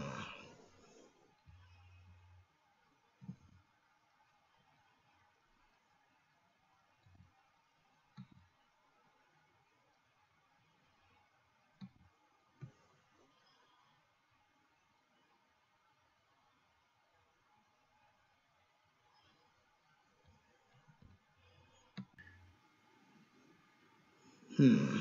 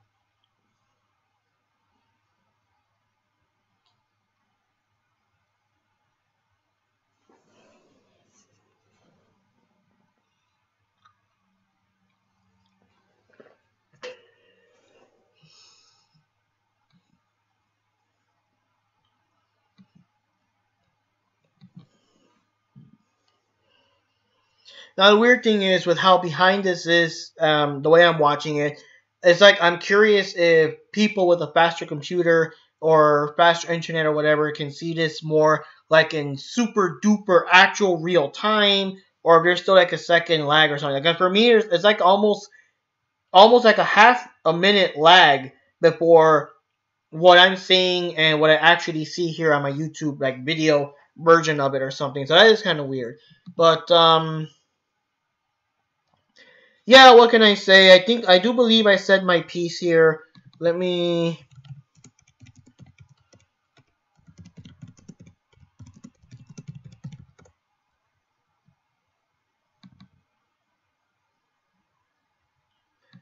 One moment. I'll just give it a couple of seconds.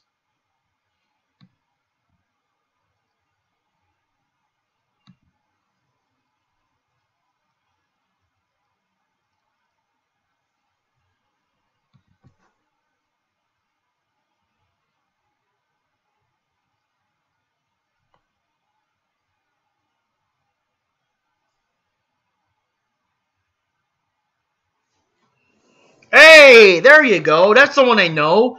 Nintendo 70. Now I want to tell you guys, Nintendo 70 is one of my like the longest watching fan I think of the video game masters. Like a fan that not just someone that's on the show. Because I mean I don't know. I think like Rocky Armas and Brian are they kind of became like actual members of the show. But like this guy's been watching me since since the video game master, no, since the Mark Rodriguez '09 channel, and I want to thank you, man. I want to thank you for watching the show for so long and sticking by me with all this stuff. And I know all these episodes take a while to come out and everything, but I'm glad that you still stuck by me and that you followed me from the old channel to the new channel when I decided to change everything. So yeah, it's an honor to actually see you live there, dude. And I'm not sure. I think you were the one that mentioned about DuckTales Remastered, and we actually like reviewed that game just for you there, hoping you would watch it. So yeah, man, that's pretty cool. It's pretty cool to get to see you, man.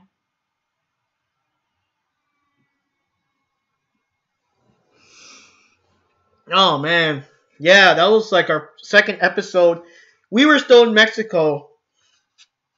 We were actually still in Mexico back then, and we were still filming with the old ass camera that had the purple bar, and you know, we didn't have any technology or whatever. We just literally filmed the TV and everything. So that was kind of funny.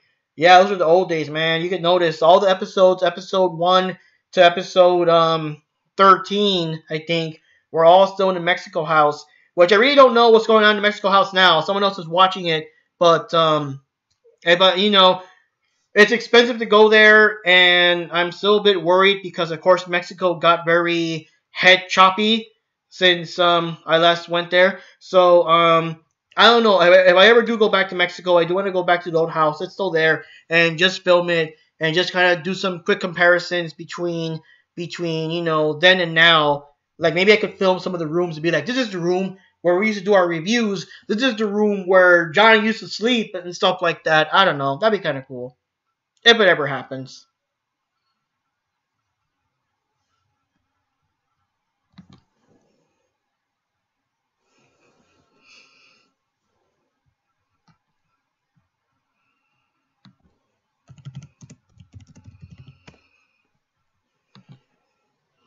But yeah, basically, let me see here.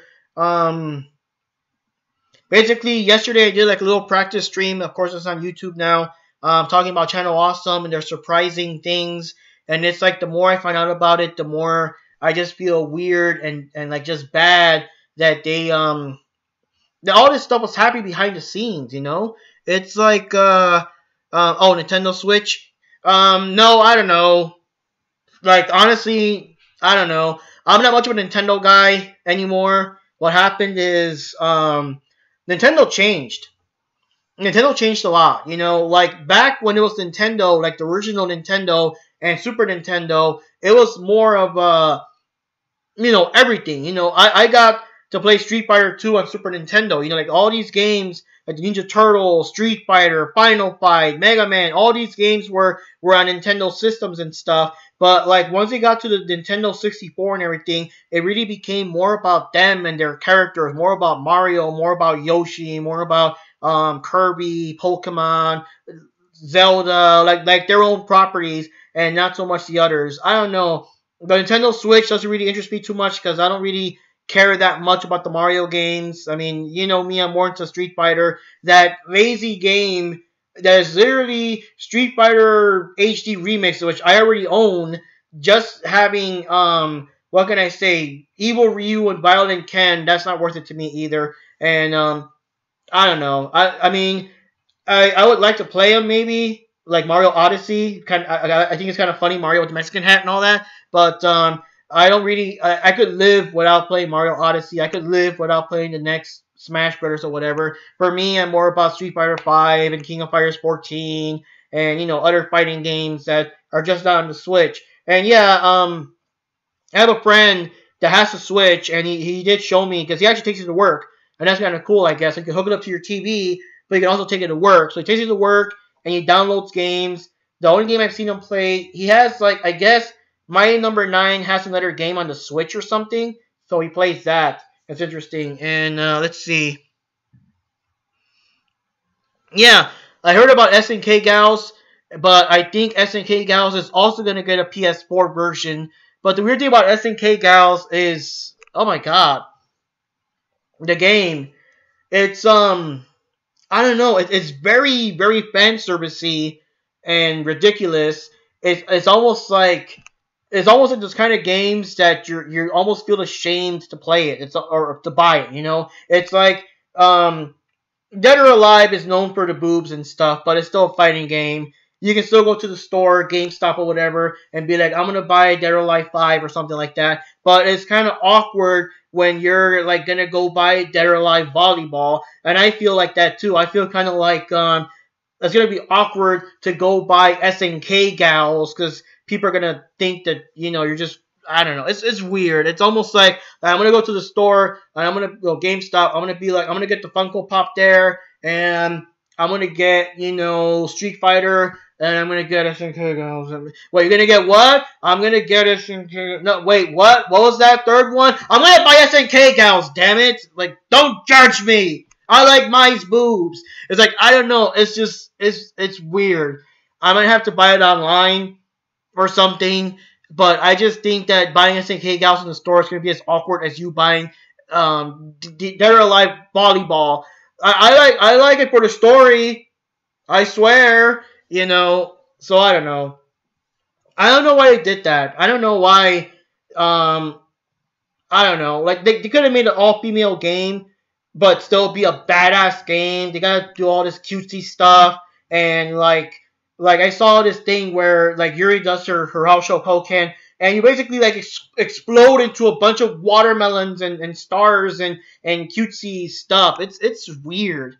It's weird, and I don't know why. For some reason, no, not Chun-Li. Mai is almost naked anyway, and for some reason, for me, the cow costume looks way more revealing than her regular costume, even though it's not much different from what she usually wears. But okay, so what do you think of Ultra Street Fighter 2? In my opinion, like I said, I already own Ultra Street Fighter 2. It's just called what was it? Super Street Fighter 2 Hyper HD Remix. It's basically the same game. Like I'm not gonna buy a whole new game for two characters that are lazy. It's basically Ryu and Ken with weird stereo voices and everything. Yeah, there we go. Yeah, Johnny liked that game. Me and him got to play a couple of rounds whenever I saw him. The thing is, I do want to, like, I don't know, I want to play some of these games, but I just don't want to risk taking my PS4 in, like, on the airplane. I don't want to risk it getting fucked up from the flight from where I am to where he is and everything. It makes me kind of paranoid. Like, I don't know what to do with that because he doesn't have a gaming console, and I want to play some of these new games with him. I don't even have to take the games with him. I got a couple of games already installed in there. And I don't know. I don't want to risk the system getting messed up or damaged from all the fighting back here and there. I wish it was a carry-on or something. 'Cause I would feel much more safer having the PS4 in my person than putting it in the luggage that goes in the back. And, people just throw the luggage around. I don't want that. And Hmm. Well, isn't Shin Akuma gonna play the same? Just shoot the two fireballs in the air or something like that.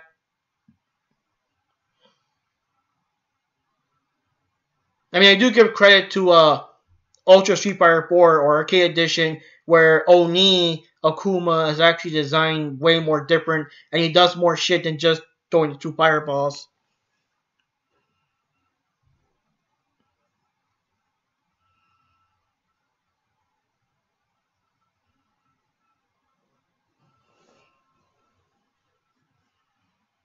So, what are your thoughts on the channel Awesome Drama? I guess that's like the biggest thing. Like, it wouldn't be so bad if they, well, still would have been bad, but it wouldn't be so bad if they actually gave an apology and not just we're sorry you feel that way thing. That's what started the whole drama. Like none of this would have been so bad if none of this would have been so bad if they didn't do that half-assed non-apology.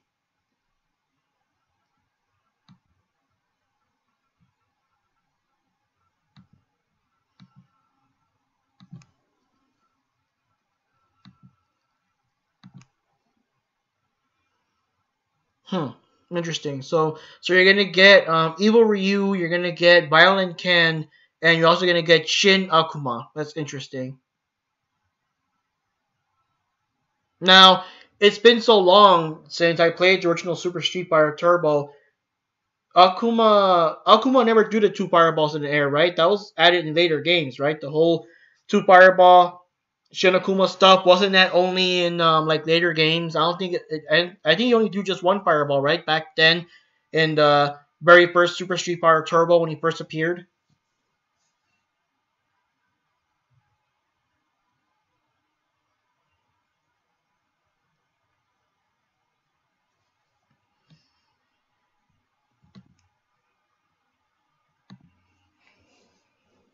One thing about Street Fighter is I don't know. I hope that okay, yeah, that's what I thought. That's what I thought. But I don't know. One thing about Street Fighter, I do hope that because the thing is, like King of Fighters isn't afraid to go forward. I mean, King of Fighters had the Orochi Saga, and all of these games were building up to the Orochi Saga, and it was kind of like that was the big thing. So in fact, I was kind of like, to be honest, back when we played King of Fighters '97 and we actually did defeat Orochi for good. I was almost worried that maybe that was the last game, maybe that was the end, maybe that is where King of Fighters ends or something. And yeah, yeah, King of Fighters '98, but it was a dream match. So, and at first that was our idea too. It took us a while to get used to the idea that it was non-canon. It was a dream match. It has nothing to do with the story. It was just an excuse to bring back all the characters, you know. But I still had thoughts. I was still thinking like, well, is this the end? Is this the end of King of Fighters because they defeated Orochi? But no, they were not afraid to go forward. We had a Ness saga with all new bad guys, all new stuff related to Ness. And in the end, even though King of Fighters, what was it? King of Fighters 2001, yeah. Even though King of Fighters 2001 was a big mess, that was the game where they finally fought Ignis and finally ended that saga. But King of Fighters still didn't end there, you know. They had their super sequel, whatever. But yeah, it was 2000. 2001 was the ending, and then 2002 was another dream match. Okay, so then they had this new storyline with Ash Crimson and those from the past, and even though it was weird because King of Fighters 12 was a weird prototype dream match. I don't know what the fuck King of Fighters 12 was. King of Fighters 13 was really what 12 should have been. That was like I don't know what happened there. Where was the game not developed yet, and they felt some kind of pressure that if they waited too long, like people would forget about King of Fighters. So you gotta release this game now, now, now. You can't wait for another year. Release it now. It's not finished. I don't care. Release it now. God damn it! Like or something like that. Like I don't know. What happened with King of Fighters 12. That was stupid. And there were still like slight storyline elements because Iori didn't have his fireballs. He lost his firepower. And Mature had an eye patch thing. So you're still kind of thinking, wait a minute. How did Iori lose his fire? Why is Mature? Well, first of all, why is she back? She's supposed to be dead. and what's with her eye? How was her eye gouged out or whatever, you know? But there was no story. It was just I don't even know what the hell King of Fighters 12. I could do like an hour rant of King of Fighters 12. I really don't know. I think like I know that Johnny and I trashed that game back when we reviewed it, but I mean, honestly, half the review could have been the review, and another half could have been a good 15 minutes of just bitching about the game because I don't know what happened there. But anyways, they kept going with this new storyline that involves Burst. I guess Burst is going to be the new thing and whatever. But the fact is, King of Fighters is not afraid to go forward. King of Fighters is not afraid to have this major villain and then move on. Street Fighter is. Street Fighter's major villain is Bison, but they don't want to get rid of Bison for good. Bison is supposed to be dead. It's over. Bison is dead. Street Fighter 3 takes place after Bison is gone for good. After Shadow Lu was gone for good. And Gil is supposed to be the new big bad guy. Forget about Bison. Gil is the new bad guy. But people, whether it's Capcom or just the fans themselves, people just they just want Bison. They see Bison as the end all be all of Street Fighter. But no, move on to more things. Move on to more characters. And that's the thing. When Street Fighter 3 came out, you had all these new guys and only Ryu and Ken, and everyone flipped their shit because it was all these unknown people. It was no one that you were used to, and they were forced to make more versions and stuff. And Street Fighter Alpha 3 literally just threw everyone in there to shut you up, basically. And it was just weird. And then, you know, they made Street Fighter 4, but then Street Fighter 4 took place before Part 3, just to have an excuse to bring back Bison and bring back all these characters that everyone loves so much. And the bad guy, the boss, Seth, was not really much of a boss. He was kind of like a separate thing that was supposed to work for Bison. He kind of went his own way, but he was still related to Bison. So it was still Bison, Bison, Bison. It's like the Brady Bunch, Bison, Bison, Bison, you know? And then we got Street Fighter 5, which again, Street Fighter 5 still follows Street Fighter 4, but it's still before Street Fighter 3. And even though we have a couple of elements, because now Cullen is appearing, Urien is appearing, they're talking about Gil and stuff like that. So there's still some elements, but Bison is still the main villain. Bison still has this plan to I have to play story mode. It's stupid. You have to unlock the fucking story mode. But yeah, you have to like unblock the sun, or I don't know what the fuck Bison's plan is, but bottom line, Bison is the main bad guy. And well, yeah, but the EX Plus storyline, I don't think it really counts as Street Fighter anymore. That one has a free pass because that one's not really part of Street Fighter like the storyline. So that one gets a free pass. It's an excuse to see a brand new Street Fighter game with this brand new 3D technology that back then it was like all the rage. You know, it was super new. Oh my god, Street Fighter in 3D. Oh my god, who cares if it's blocky? It's all hell. It looks awesome because it's 3D. So you gotta have an excuse to bring on all the characters and Bison and stuff. It was a good excuse because at that time some characters like Vega and Blanca were not appearing in other games like Alpha, because Blanca didn't appear to Alpha 3, so we saw it Alpha 2 at that time. So for EX to bring back like Blanca and stuff, that was kind of cool. Sakura became more popular because Sakura was just introduced in Street Fighter Alpha 2, but already Sakura appeared in Rival Schools and EX plus Alpha and Marvel vs. Capcom 2. What? No, it was Marvel Superheroes vs. Street Fighter. So Sakura was starting to spread out and become more popular and everything. But bottom line though, they're afraid of killing off Bison for good. They're afraid of moving on past Bison. Honestly speaking, I really hope that Street Fighter 6 or whatever takes place after Street Fighter 3, or I don't know. It's like, how should I say? Street Fighter 1 still takes place, sorta, but I think Alpha 2 and 3 kind of concrete more of Street Fighter 1, because no one liked it where they made it take place during that time frame or whatever. So if people don't like Street Fighter 3, Street Fighter 6 should take place sometime in the middle or something to kind of make it more awesome. But bottom line is that Capcom, you got to move on. Move on from Bison. Bison is in a lot of games, but like move on from Bison. Let's have Gil have his shot. and move on from Gil and make even more people, because like King of Fighters is not afraid to move on past Regal, move on past Orochi, move on past Ignis, and now we got Burst doing something, and who was Saiki, right? Saiki was like the final guy that took over Ash Crimson. They're not afraid to move past Saiki, so you gotta move on. You gotta advance the storyline. You can't have these characters just, I don't know. You gotta move on. And I just I just don't want another Street Fighter game that's like, oh, this takes place before this and after this, but before that, but not before this. I don't want that. I want it to go forward, guys. Go forward. Don't I don't know. It's like Tekken. Tekken never had that problem. Tekken keeps going forward. I don't think any Tekken game takes place before whatever. It's all going forward. Now, Soul Calibur, I'm not 100% sure, but I think Soul Calibur 6? I think it's 6. I think Soul Calibur 6 actually takes place before Soul Calibur 5, because Soul Calibur 5 also did the same thing. They got rid of a lot of favorites to make room for whatever. So I think Soul Calibur, this new upcoming Soul Calibur 6 takes place before that, so that so you can, again, bring back your favorite characters and whatever. But it's kind of weird though, because Soul Calibur, their main bad guy is always going to be Nightmare and things related to the Soul Edge. So even though there's different versions, it's still related to some evil cursed sword of some sort. But yeah, that's the interesting thing here.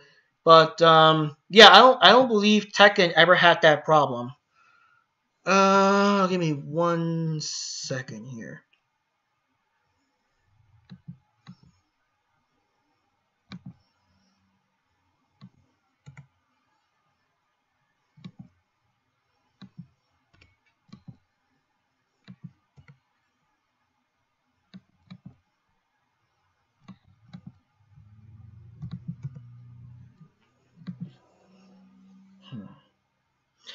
Yeah, Soul Calibur was weird for me. I played the original Soul Blade, because Soul Blade was when PS1 was kind of new. And here's a funny story. Here's a weird thing in Mexico, or rather, and that's one thing I gotta say.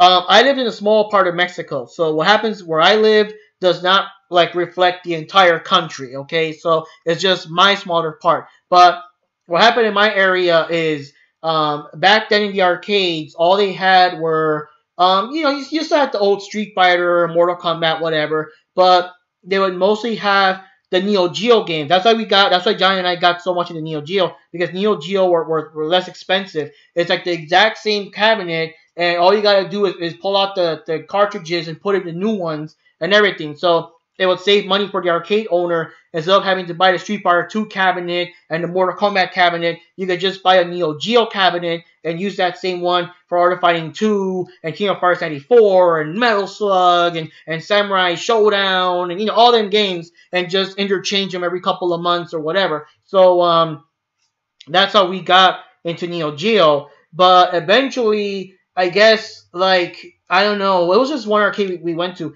When these newer systems started coming out, PlayStation and the original Xbox and I think the Dreamcast and whatever, that's when the games started having better graphics in the arcades, Or, like, if you ever played the original, I think the original Soul Blade and Tekken, they had no endings. You just play the game just to play it, and when you win, it's just, congratulations, you won, and that's it. And the intro was just like, Heihachi or something, Tekken, and that's it. That was it. So when they made the PS1 versions of it, they added like these super badass opening cinematics. Every character had like their actual ending. There was a bit more. It was a bit better than the arcade, to be honest. And that's what it was. And I kind of lost my track here. Yeah, and the arcades, what they did is they would actually rent a bunch of TVs and hook up the game systems, like the PlayStation or whatever, and you would pay a certain amount of money to play them, like per half an hour, for the whole hour and stuff like that, because you could just play Tekken and Toshinden, if you remember that, Soul Blade, and of course actual games like like Zelda, Majora's Mask, and stuff like that. You just pay for every hour and things like that. So for them, it was cheaper to just have the TVs there and the Neo Geo ones because those are always replaceable. But they wouldn't buy other cabinets anymore. They wouldn't bring Street Fighter 3 Third Strike. They wouldn't bring stuff like that. In fact, the only reason they had Third Strike or what because it was on one of the game like Dreamcast, one of those consoles had that game. So they just did that. So it was interesting how that happened. But I only played Soul Blade, and I only played I think Soul Calibur 2, Soul Calibur 3, Soul Calibur 4, and oh god, hey Bay, yeah I see you there Bay, and look that's the Bay, but what can I say yeah, Tekken 7 is crazy. And the weird thing about Tekken, both Tekken 6 and Tekken 7 is that like the arcades have Tekken 6 and then Tekken 6. I forgot the subtitles by now. They had two or three different versions, but by the time they come to the home version, they're just let out called Tekken 6. Tekken 7 had something called like Resurrection Memories or some shit like that. But when it comes to the home version, it's just called Tekken 7. So it's kind of weird. It's like they have all these different prototype versions. By the time you get it on your console, it's like the final version. So that's kind of cool. And yeah, that's the thing. So Nintendo 70, I think you missed most of it, and well, Brooke also missed most of it when I was talking about Dragon Ball. You guys got any questions regarding Dragon Ball, Dragon Ball Z, GT, and all that stuff? I did already talk the history of how I first discovered Dragon Ball in Mexico, which is kind of different from the States. The main difference was that in Mexico we actually got to see Dragon Ball first in its entirety before Dragon Ball Z, so we were more hyped up. And yes, I know you were sleeping. And yeah, and there's a big difference. There's a big difference. There are a lot of events and moments in Dragon Ball that are ruined if you watch Dragon Ball Z first. Obviously, whoever dies in Dragon Ball, you see him in Dragon Ball Z. You kind of know they're coming back, you know? You kind of miss that pathos and everything. On a cruise ship? What the hell? Where were you going? And was it like the American version or what? What? Wow. That is the most random way to discover Dragon Ball. You're in a cruise ship watching TV. Yo, these guys are screaming and throwing lasers at each other. What the fuck? Yeah, but well, where was this cruise going? And like, was it the American version of Dragon Ball Z or what was this? You see, like now I want to hear your story, man. Now I want to see the Nintendo 70 live stream. I want to hear the cruise ship story. Tell me, type it out, man. Tell me more about it.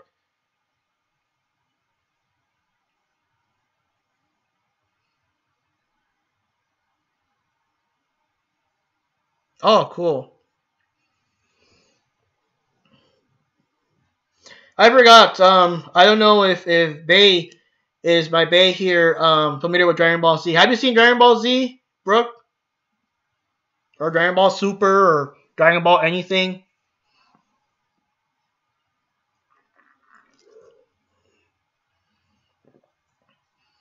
Oh wow.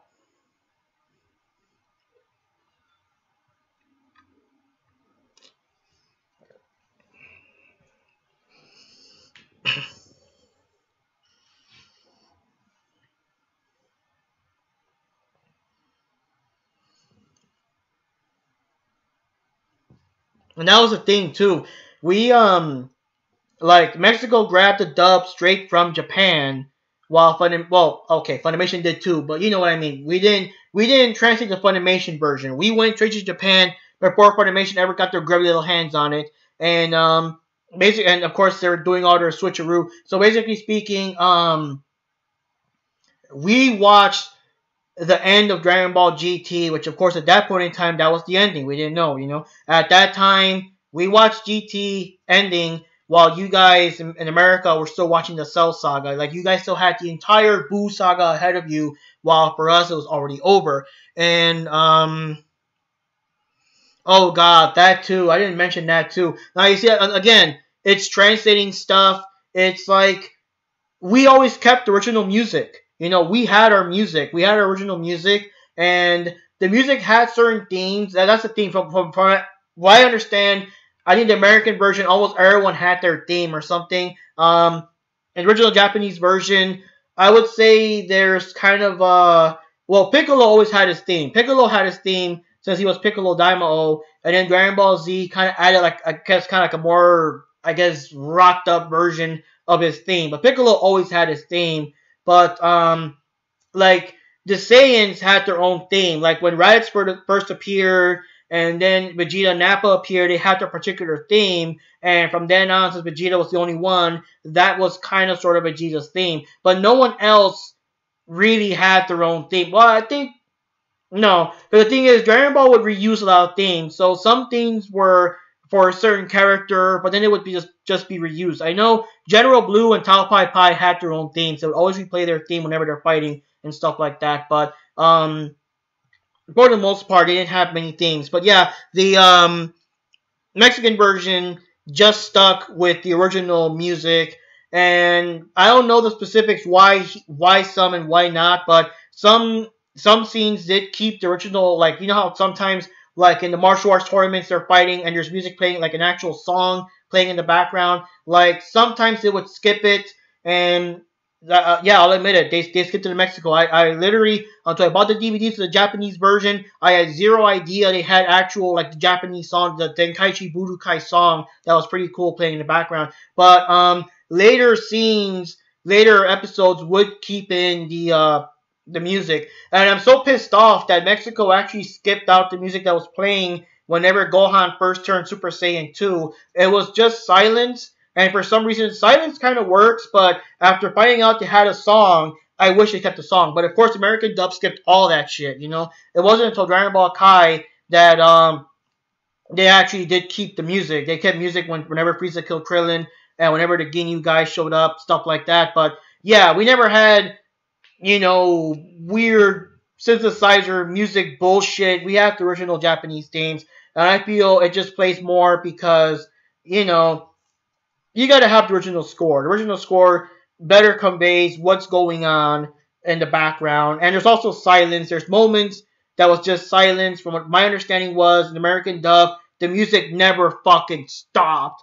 And there are times that people are dead or maybe nothing's going on really, that you don't need music in the background for every fucking scene, you know. But yeah, I have a hate relationship with the dub, so you'll have to excuse me and everything.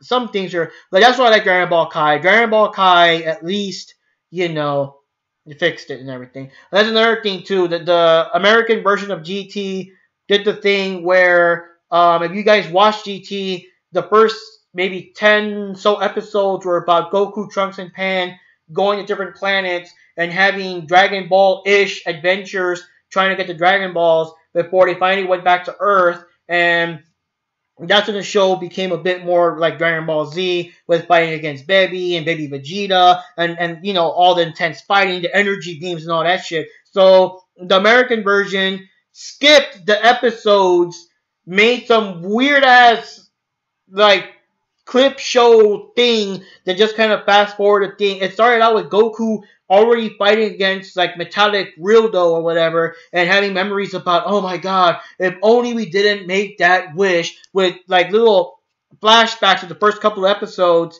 and just moved on from there. A series that only has 64 episodes and they cut off like about 10. And then they go back, when they finish all of that, they go back and bring back the first episodes and they call them Dragon Ball GT The Lost Episodes. These episodes are not lost. You guys purposely skip them. Like when I think lost episodes, I think of episodes like in the Disney Vault or something that were lost to time, that were never discovered. Oh my god, we actually found the original prints of these episodes. These episodes are not lost. You guys purposely skipped over them. So don't give me that bullshit, you know? But yeah, again, Mexico didn't do that shit. It's Dragon Ball, Dragon Ball Z, Dragon Ball GT, and I assume Dragon Ball Super without, you know, any flip-flopping. And the only thing I know about Mexico, I think that was a big deal because when Dragon Ball Super came out, I don't know the full specifics, but there were a couple of arguments here and there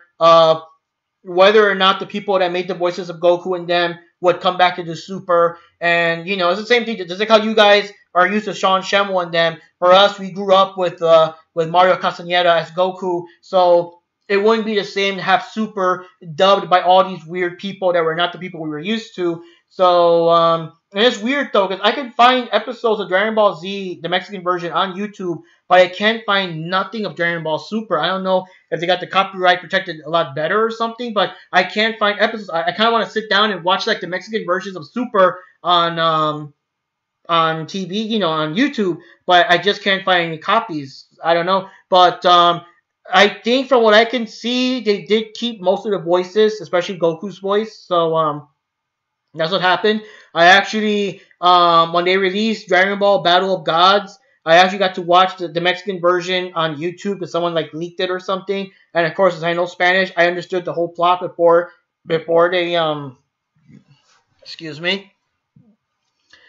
Yeah, they released it in Mexico like shortly after the movie came out in Japan, so I got to see the whole plot before Funimation even announced that they were gonna dub it or whatever. And yeah, that's the thing. And that's another funny thing too is the funny thing is like nowadays they're faster with bringing the games over, so the games are like very spoilery in certain ways. Like it's funny that you know what?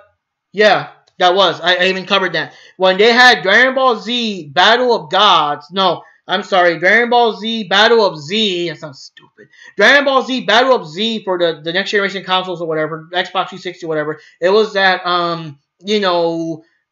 first player shooter type games, but it's Dragon Ball, and it had all these characters, and it also had Lord Beerus in it before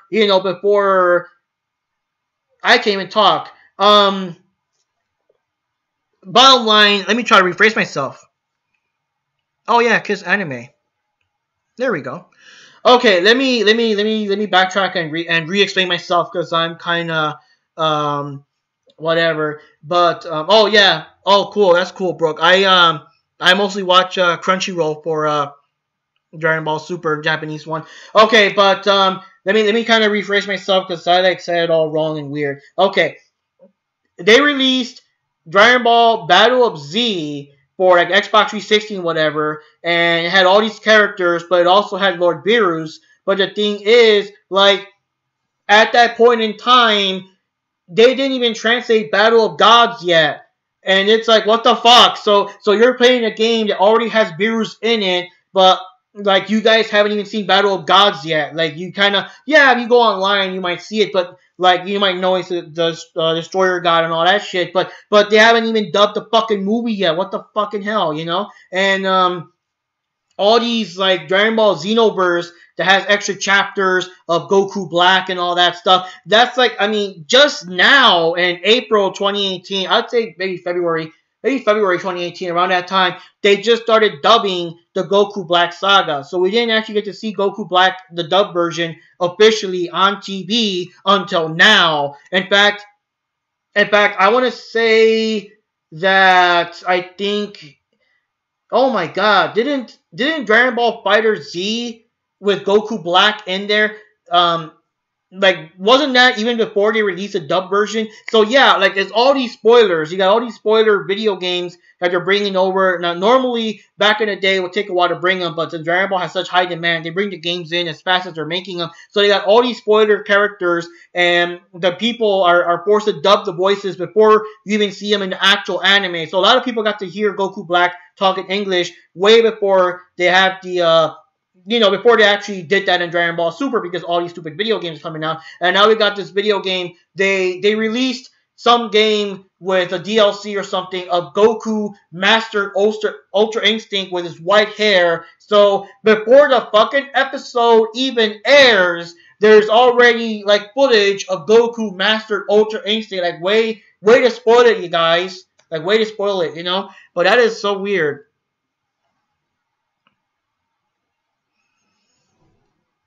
Yeah, Dragon Ball Super, I like the dub at some points. Sometimes they still add stupid lines that they shouldn't. But the Funimation dub is pretty good for Dragon Ball Super, mostly because, like I said earlier, these people have done the voices for so long. They are so used to the characters now. Like Chris Sabat basically is Vegeta by now. So they're used to the voices. They're used to acting. They know how the characters act now. They're no longer portraying them the way Funimation did before. Now they're actually portraying them closer to how they're supposed to be portrayed, and they're following the dialogue a lot better. So I do like the double Dragon Ball Super, but sometimes there's still a couple of lines here and there that bother me.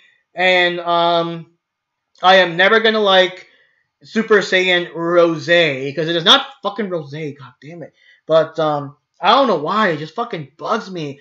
Like did they think like, well, we can't call him Super Saiyan Rose. That's too girly. The kids might not watch it because he has pink hair and he's calling himself Rose. Oh my god! Hey, let's call it Rose. It'll be stylish. It'll be more manly. You know, like that's what I'm thinking about the thought process because like. And again, Xenoverse had those sagas, and those sagas did say Rose there, and I was like, please not in the dub, please not in the dub, please not in the dub. But no, the fucking dub started with, oh yes, do you like this new form? I call it Super Saiyan Rose. And I'm like, fuck you with the Rose bullshit and everything. But, oh god, that's the thing. Oh yeah. Oh my god. Oh, and people also joke that like for some reason whenever he's like just regular Goku Black, he's all like, "Oh yes, I will kill you all. I will kill all the mortals and all that stuff." And when he turns Super Saiyan Rose, he's like British now. "Ah yes. Do you not like my beautiful form of Super Saiyan Rose? I will eliminate all the mortals." It's like, I don't know why they gave him like a British accent or something when he transforms because I don't know. The dub is fucked up and weird. I mean, like, we've gone so far from where they first started with Dragon Ball, but they still do little things here and there. So I don't know. Super is a good dub. They still do weird bullshit here and there. Like I don't know. I forgot. Do they still call him Mr. Satan in Super, or did they stop with the Hercule bullshit? Oh, that's another thing. Mexico never had a problem, and that's weird because Mexico, you know, it's a very strong religious, very Catholic, you know, place, but they still called him Mr. Satan or Mr. Satan. They still kept the audience saying Satan, Satan, and everything. They never changed that. They never changed the name. The only name, and this is gonna be funny, and Brooke might get a laugh out of this. The only name they changed in Mexico that kind of makes sense is Chi Chi. They changed Chi Chi's name to Milk, which is kind of like, it's milk in English. I guess in Mexico, if you read it, you'll pronounce it milk. But they called her Milk because you can't say Chi Chi on TV. Chi Chi means boobs, or actually means tits or titties, which is probably the only time you're going to hear me say this word on my channel because I try to keep that kind of language out of it. But literally speaking, Chi Chi means titties, and like we can have blood, we can have death, we can have Roshi, you know, being ass grabbery and stuff like that, but we can't have Goku yelling out titties. Where's my dinner, titties? You know, like we can't have him do that in Mexican TV. Like I can imagine the mother making dinner in the kitchen and the kids are watching you know, TV, you kind of hear it, and she's making, you know, pozole or something, and it's like, titties, come over here, and she'd be like, throwing the food, the fuck are you watching, mijo, what's that on the TV, the fuck are you watching on TV, you know, so that one kind of makes sense, that one, kind of makes sense, that they, they can't in Mexico, that's a Spanish word for titties, they can't have the character named Titties running around and Goku, oh no, Titties, are you okay? I'm gonna stop saying it now. Yeah, but that is funny. That is funny. We should do, oh man, maybe if I ever, I don't know, have like Pika Chica or someone doing that, it'd be funny having her prepare tacos or some shit and the TV's on and Titties and she just goes in, mijo, ¿qué es eso? Date la televisión, mijo. You know, that'd be funny. But yeah, that name had to go, but that one I could kind of excuse it. But Mr. Satan never changed his name. He still kept it that way. And that is the only character. For some weird reason, Gyu Mao was named Ox Satan or Ox Satan. I don't understand the reason behind that. But everybody else kept their name. One thing that pissed me off about Dragon Ball, I don't know why they gotta... I don't know what's with Ten Shin Han's name. They just call him Tien, and I know later they call it like Tien Shin Han or something, where it's kind of like that's his last name. No, it's his fucking full name. It's kind of like how some Asian people have their names that are two syllables, like Mingya and stuff like that. It's like Ten Shin Han. That's his fucking name. And every time I would ask, people would be like, oh, well, the name is too long. You know, they gotta change it because the name is too long, and the kids are not gonna understand it. You know, these kids. And for me, it's like, kids are not that stupid. If you call the character Ten Shin Han a couple of times, they'll fucking know what his name is. You know, they're not stupid. But yeah. Oh, Paiku Han was called Pikan for some reason. Same thing. Paiku Han's too long of a name because kids in America can't pronounce 3 syllables. I mean, you know, God forbid a character was named Samantha, they'll just call her Sammy or something. I don't know. But yeah, they had some weird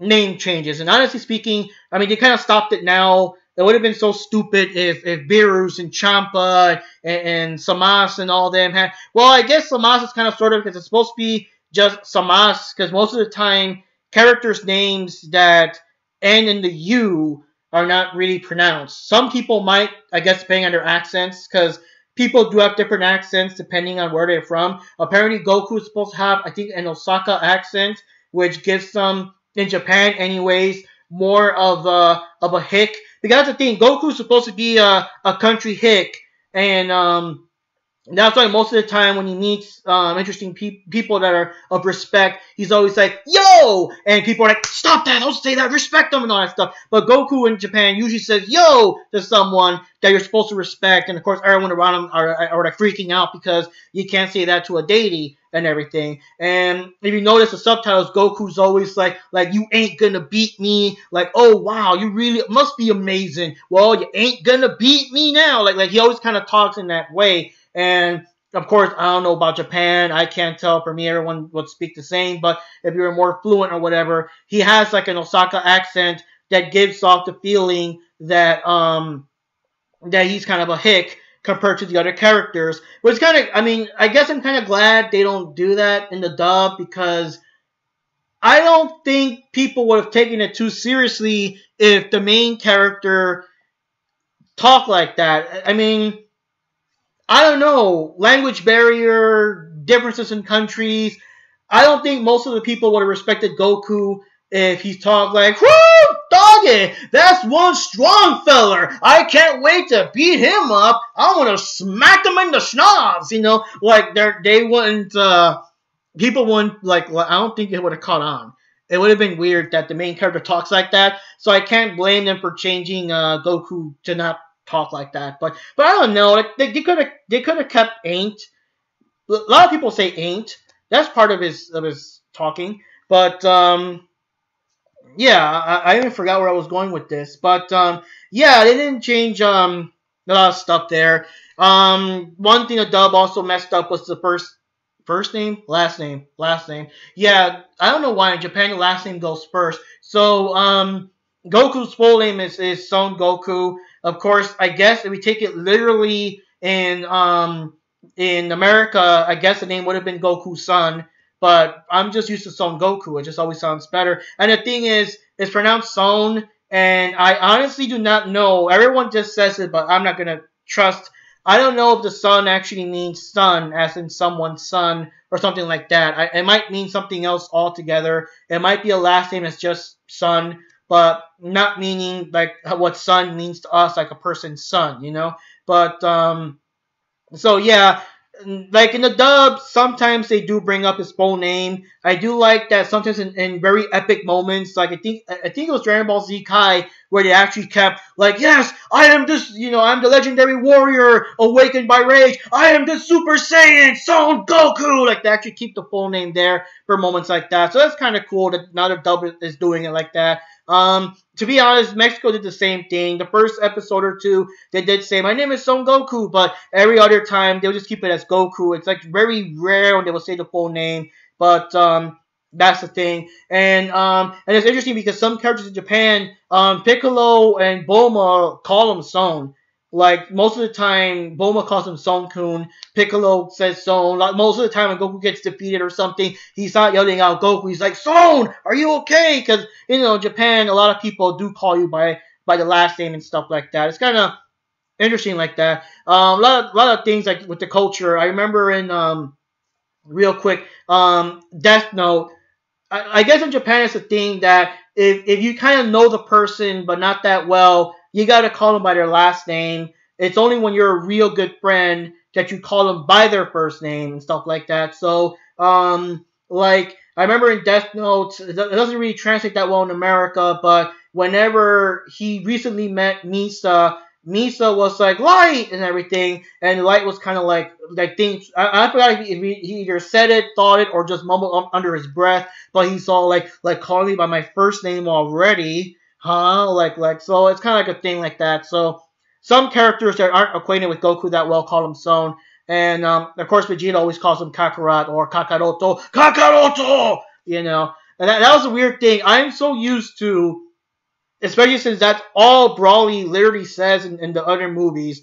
I am so used to Kakaroto that it's just weird to skip out the extra O. And in my opinion, you have to keep it because that's where the O appears from Vegito. Vegito is because Vegeta and Kakaroto. If you kick out the O, where does the O come from? From Vegito. I literally thought that they were just gonna call him Veggie or some bullshit like that. So I guess whatever. But yeah. Oh, that's what I was gonna say because I just jump back and forth. But Samas is just pronounced Samas. Most of you guys like Brooke and Nintendo70, the both of you are cool for watching the Japanese version. You would listen that they're saying Samas. It's spelled Samasu, but you don't pronounce the U. And I have to admit, I'm guilty of the same thing. Sometimes I forget. I think in my review of Dragon Ball Super, I did say Samasu because the fucking dub is getting in my head now. But it's just Samas.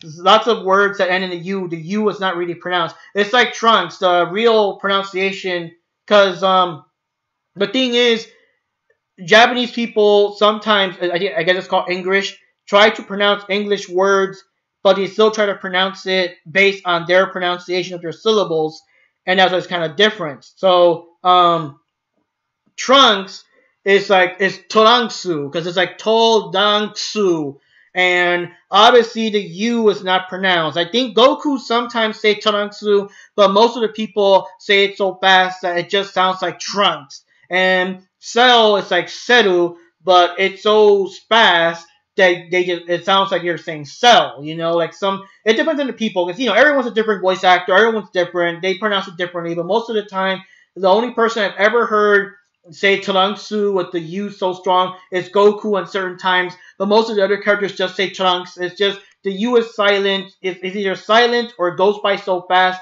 you can't really hear it unless you're purposely listening for it. So Samas is the same thing. You shouldn't be saying Samasu. His name is Samas. It's kind of like the Ikimas thing. Ikimas, I think it means ready. It's there's a U there, but you don't say Ikimasu. You just say Ikimas. You don't add the U at the end. So that's kind of like a thing there. And I remember back then people were arguing about when message boards were a thing. They were arguing stuff like the Japanese names and whatever. Well, if you're gonna call Mr. Satan, then you gotta call Trunks to Tonaku Susu or something. And it's like, no, that's not how it works. That's just them trying to pronounce American names in English, kind of like Final Flash. I think it's more like Final Flash you, something like that. Like it's based on their pronunciation. Kind of like the Mexico thing where when they're trying to pronounce the American word milk, it sounds like milk because they're pronouncing it like us reading it and everything. But, yeah.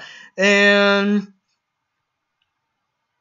that's the thing. I really think it is kind of weird because the Pokemon dub in Mexico was the American dub. It was the 4Kids dub because I recognize all the music and shit. But the only thing I honestly don't remember that because I guess in the dub version because we can't expose kids to different cultures. We can't let them know that other cultures exist that are in America. Like, oh my God, they had them eating like rice balls that look obviously like fucking rice balls. They didn't like draw over it, and they were saying they were donuts or burgers. I can't wait to eat that burger. Pulls out a fucking rice ball, and like I remember that in Japan. I mean, in Mexico. I think in Mexico when they pull out the rice thing, I think they still call it a rice thing. They didn't call it a donut or whatever. So I don't think they did that. But it was still the American version translated. It was still like the Spanish version of "I want to be the best there never was." What I forgot what the was in Spanish. I think it was. Oh God, I can't remember. It's been so long. Yeah, I can't remember. It's been so long of Pokemon. But Digimon though, I'm pretty sure Digimon was the like Japanese version because I still saw like I think there was like guns and stuff there. When the characters transformed, they played like these weird. I think like every time a Digimon character transformed, they had like their individual Japanese theme or something. While I think in the American version they played the weird Digimon, digital monsters, whatever fucking American theme goes by and stuff like that. Yeah, the thing is, like, you know how the dub draws things or erase things? It's like, if they're gonna call them donuts, couldn't they have, and it would look bad anyways, but couldn't they have fucking drawn a donut over it so it makes sense when they're saying a donut? Like, like that One Piece episode where the guy had a gun to a person's head and they redrew the gun to look like this weird contraption with a shower head attached to it just so that it wouldn't look as violent as a gun because guns don't exist, right? But that was weird. And then another thing was also Dragon Ball Kai, the 4Kids version, because it was on 4Kids for a while. Colored Mr. Popo blue for censorship reasons, for I guess racial sensitivity, and a lot of people thought that that's what the American version of Kai was, or that's what Kai was, and no, that was just 4Kids weird bullshit, and that was strange. Oh God, it's so like I remember the intro. If you guys still remember the intro of Dragon Ball Kai, the very first intro showing Goku and Vegeta fighting, there's a scene where Vegeta actually socks Goku in the face before he starts powering up or whatever, and they cut that out. They cut that out of the 4Kids intro because God forbid a bad guy wants to sock a good guy in the face. Why would they ever want to do that, right? But that was I remember that too. It's weird, but yeah, a lot of weird things in the dub. Oh, and one thing I do want to say, I did mention it earlier, but I don't think you guys were in the stream at that time. But the most used word in all of Dragon Ball, I think, second half of Dragon Ball when Goku was training with Mr. Popo to fight versus Piccolo Jr. The term that was how should I say, the most used word of all Dragon Ball is key. That's the most popular word for key. You're charging your key. You're sensing your key. Use your key to fly. Fire off your key. And I really hate how they had to call it energy. It's just, I mean, it's anime. It's a Japanese thing. Call it fucking key, damn it. That's the thing that bothers me the most. It just throws me off. I'm watching Dragon Ball Z, the dub version, and they're like, "Oh my god, it sends a real strong energy." I'm like, "Fuck you, it's key." I don't know, little things like that bug me. It's weird. And yeah, all those weird things. The next dimension, they didn't have that. Bardock was a scientist. They didn't have that bullshit. The whole Dr. Gero leader of the Red Ribbon Army or whatever. No, like my God, it's like none of that shit. And you see that was another problem. Dragon Ball Z had a lot of scenes here and there that still reference to Dragon Ball, but they didn't show Dragon Ball. They gotta make all new shit. They gotta, the Red Ribbon Army that everybody knows about that, Dr. Gero was the leader of. No, he fucking wasn't. And, Tao Pai Pai was not a fucking general or a mercenary. And all these little things that they had to cover up or change or whatever just because they didn't have Dragon Ball first. And of course, Mexico didn't have any of those problems, Oh, as another thing, I think Roshi is called Muten Roshi, but His name is used to what he's called the most is Kame Sennin, and yeah, the Mexican version didn't keep it too much. I mean, I think his introduction he would still call himself Kame Sennin, but they would call him Roshi the most. Whenever Master Sudo appears, which the stupid dub called Master Shen for some stupid ass reason, but his rival was Master Sudo, so it was Kame Sennin and Sudo Sennin, and so when they appeared, they would call themselves Kame Sennin, they would call themselves Sudo Sennin, and they would keep the name the same. But for the most part, other than them circumstances, or them saying, for example, I'm gonna wear the dogi that represents the fighting style of Kame Sennin, you know. But for the most part, they would mostly call him Master Roshi, but they at least mention the name a lot more than the dub because, you know, whatever. And what else can I think of that's got changed around or messed up? Or Imagine Buu. Imagine Buu talks just he talks a little bit smarter than the dub version. Okay, he's not a genius per se, but he at least uses proper pronouns. He doesn't say Boo's gonna do this, Boo's gonna do that. He doesn't talk like that. He does have a fucking indoor voice. In fact, Boo actually has a kind of sort of deep, raspy voice. It just sounds high pitched when he's fucking pissed and stuff like that. But oh my god, like in the dub version, he's always yelling. He's always like the fucking game. If you ever see those YouTube videos, if you see like Dragon Ball Fighter Z and YouTube videos separate, like here are all of Goku's lines, here are all of Frieza's lines. When you go to here are all of Boo's lines, every line, Boo's gonna smash you! Boo's gonna kill you! And I'm like, holy fucking shit, that's so loud. He has no indoor voice. And he doesn't talk like that in the fucking original. He's not that, like, oh god.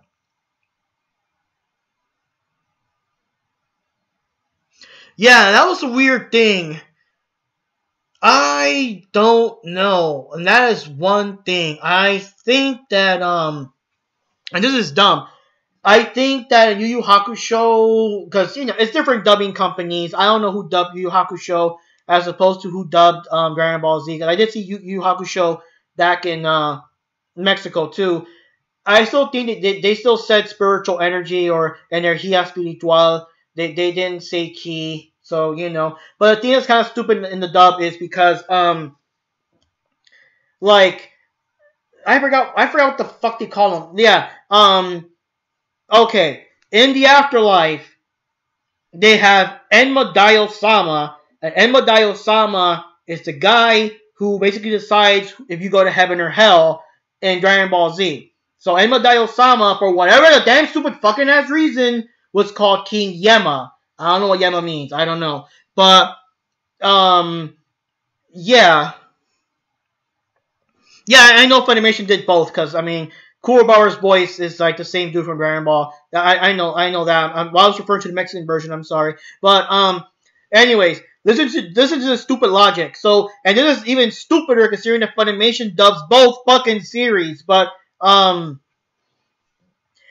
Daio-sama is in Dragon Ball Z. He appears in the afterlife, and he decides if we go to heaven or hell. Enma Daio-sama is called King Yema in Dragon Ball. Now, in Yu Yu Hakusho, Koenma is there, and Koenma is the son of Enma Daio-sama. And even that little brief moment when you see an image of what he looks like, he looks very similar to the Dragon Ball counterpart. And he's also the person that decides if you go to heaven and hell. So, in the same fucking dub, you have him being called King Emma, Yema, whatever the fuck, in the dub, but you still call him Koenma in the, you know, in the Funimation Yu Yu Hakusho dub. How the fuck does that even make sense? It's like the same character, you know? It's like, it's, you know, different interpretations of the same character. You're lucky he was actually called Koenma and not Koyema, since Emma was called Yema in the other dub. I don't know. It's weird. And it's like, the Kaioken. The guy's name is Kaio. It's Kaio-sama, you know? That's why it's called Kaioken. If the guy's name is King Kai, then call it the King Kai Fist or something, or the King Kai Ken, because that's where Kaio-ken comes from Kaio-sama. You can't call him King Kai and call it Kaio. It's stupid. Yeah, some of these just don't make sense. I mean, I don't know. And then some of the moves actually don't have names, but in the dub or whatever has to add names. I mean, I don't think Piccolo's big ass blast actually had a name, so they have to call it the light grenade. It's not a fuck. It had no name, you know. And then the Mocking Coastal Pulse, a fucking. I mean, the best translation is the Devil's Screw Beam or something like that. It's not a fucking cannon, you know. So I don't know. Lots of weird things. Lots of weird techniques and things that got fucked around. I'm sure that if the Final Flash had a Japanese name that was something else, they would have called it some shit, you know. But that's that's the weird thing. Now, voice actors were mostly consistent in Mexico, if I remember. The only thing is that, you know, oh god, Krillin had like about 4 or 5 different voice actors, I think, throughout the series. Krillin had one voice actor or voice actress that I think her name was Maria Aguirre or no Rosa Aguirre, and she voiced Krillin since Dragon Ball all the way to Dragon Ball Z until they got to the like the Ginyu Saga or something, because that's when they would stop with the reruns. When they came back, they gave Krillin this other like deeper voice, this new guy, and then when they did Dragon Ball, you know, the Buu Saga, it was another voice, but that voice would be the guy who does Ichigo's voice in the Mexican dub whenever we got Bleach and everything, and but most of the time the longer running people like Bulma, Goku, Vegeta, Piccolo,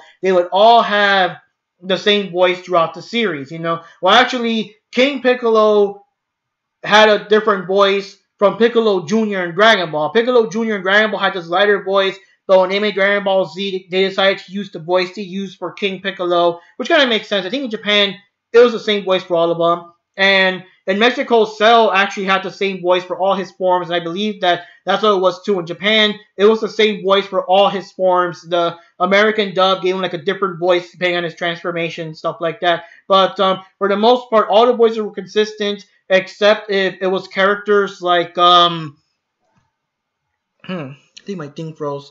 Okay, that for the most part, character voices were consistent unless it was characters that had real small roles, like let's say Raditz, for example, that would come back in future flashbacks, so they would give it would be like another voice actor or something like that. I think there was some episode way back that kind of flashed back to the scene of Raditz stomping on Goku's broken ribs or whatever from the first episodes, but it was so far in the series they got some random person to make the voice.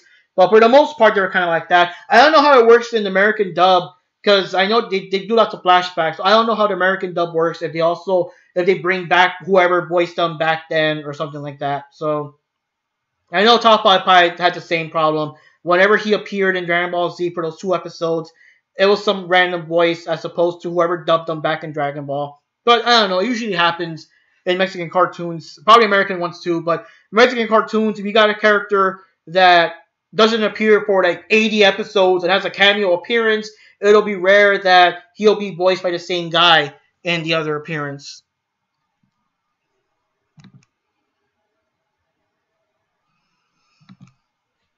Okay, now are you still there, Brooke, or did Brooke vanish?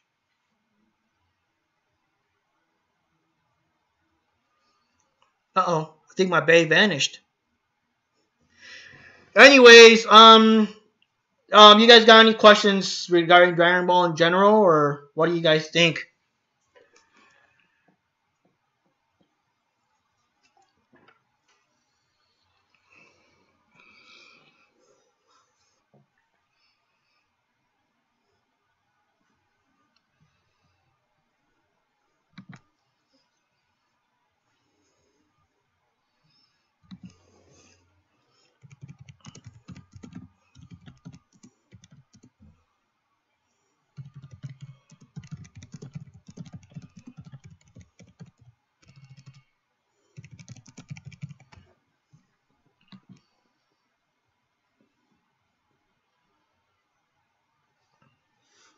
Hmm.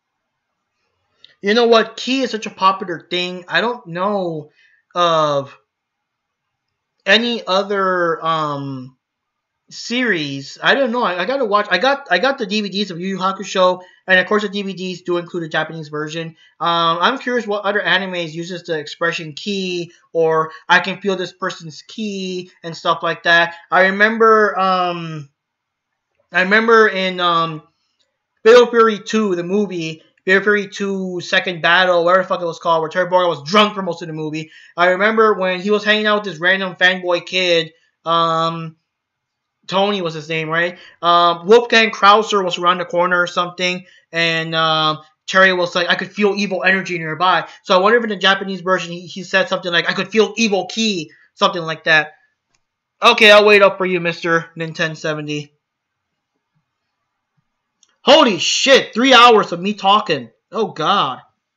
Yeah, started streaming 3 hours ago. Fucking shit.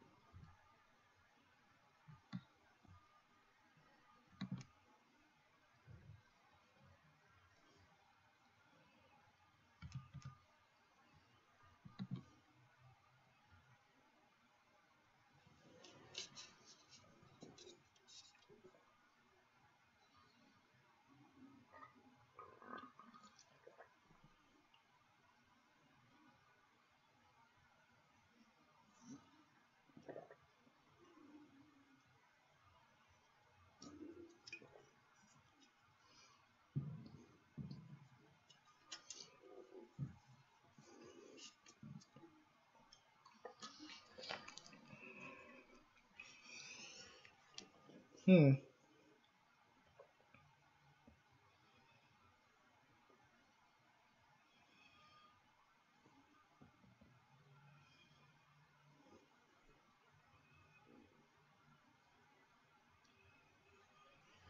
I was waiting around. If there's other people that got questions, I'll be glad to answer any questions. So, I'm just waiting around because Nintendo 70 is pretty cool and that's a cool interaction.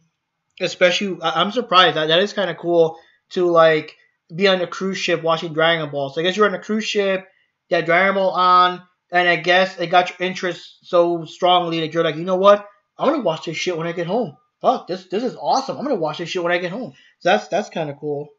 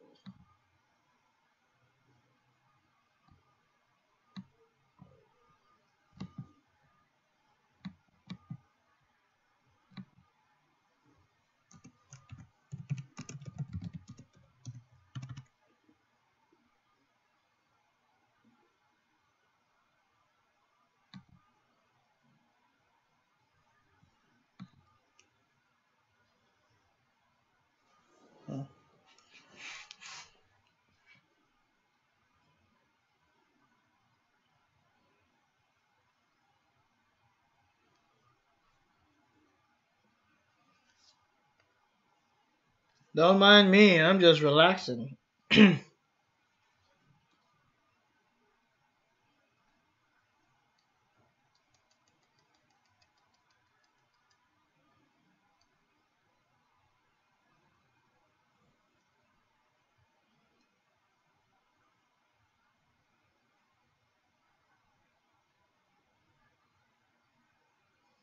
There we go. Okay, so I was just going to ask real quick. I'm not sure how much longer I'll stay here, but I do want to know if you have any questions on Dragon Ball Z or just Dragon Ball in general, Nintendo 70. Any thoughts or anything you might want to ask me or.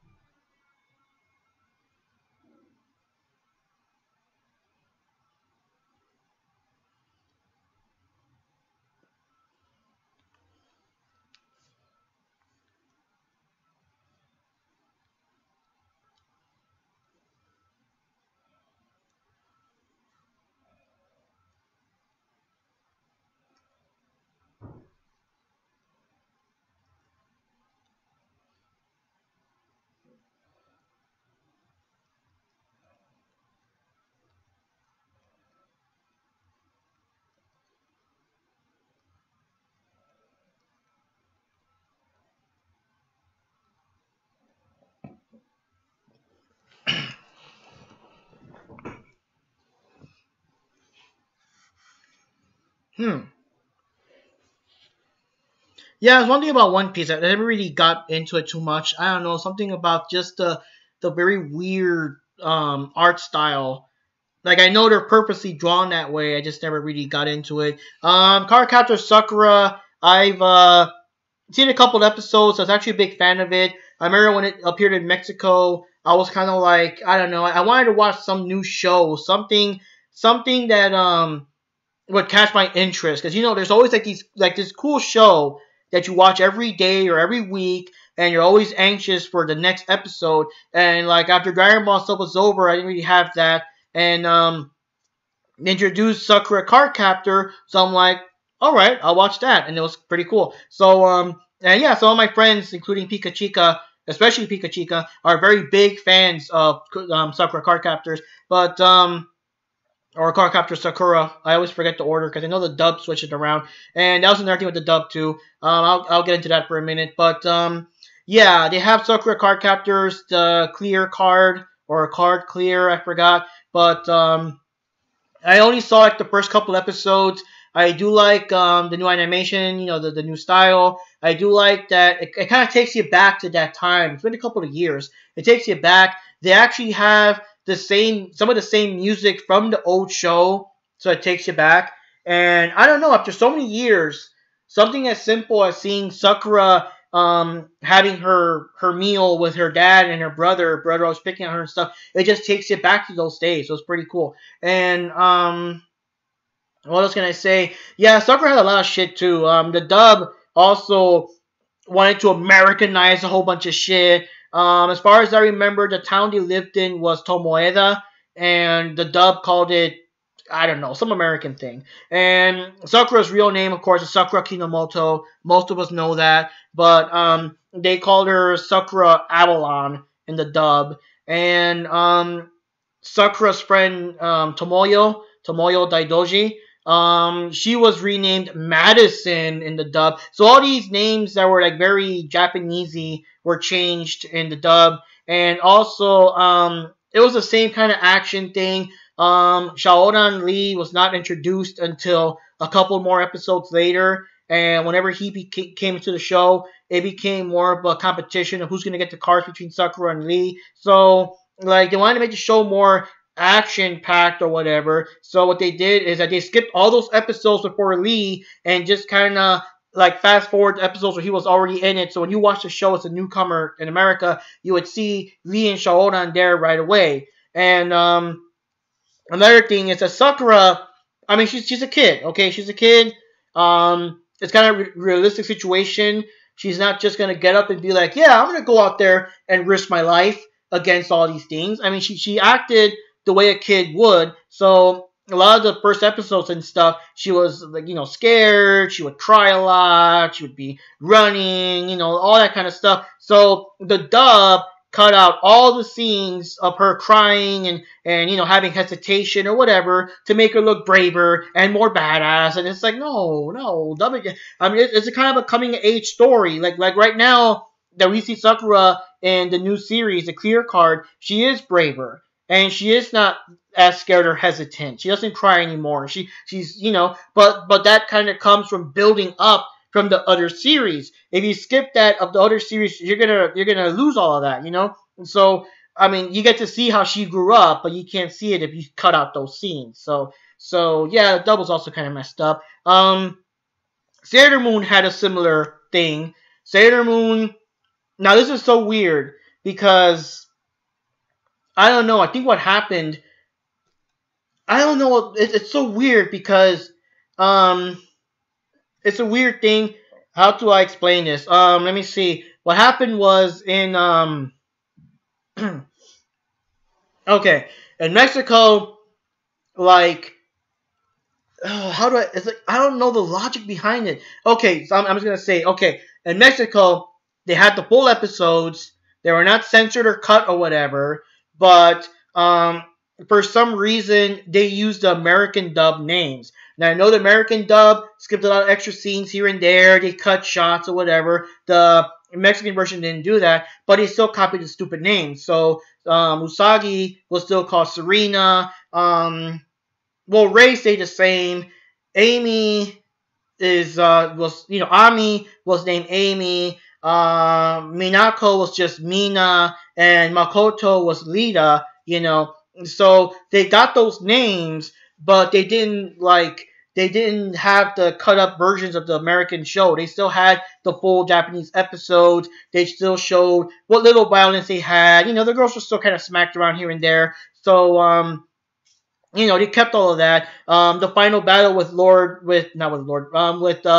what was her name? Queen Barrow. They still kept the fact in that the girls actually died in the battle and were reborn there. They didn't censor any of that. It was interesting. But the weird thing is, the funny part is, the American dub stopped for a while, I guess, before they eventually started bringing in the newer characters, while the Mexican dub kept going. So the Mexican dub kept going. There were no American versions of the characters to use those names. So Haruka was still Haruka, Mishiru was still Mishiru, Setsuna, and oh god, what was her name? It's been so long. I forgot what Sailor Saturn's real name. Hotaru. Yeah, Hotaru, Setsuna, Haruka, Mishiru. They all had their Japanese names without any weird American tampering or whatever. By the time the dub got to it, the American dub, they called Mishiru Michelle. I honestly forgot what the fuck they called Haruka. I don't know what they called the other characters, but I know they had stupid Americanized names. And it was too late. The Mexican dub already did that. And the Mexican dub kept going, and they kept going all the way to Sailor Stars. They didn't stop at Sailor Stars. It's just, I don't know. I think the thing is, in Mexico,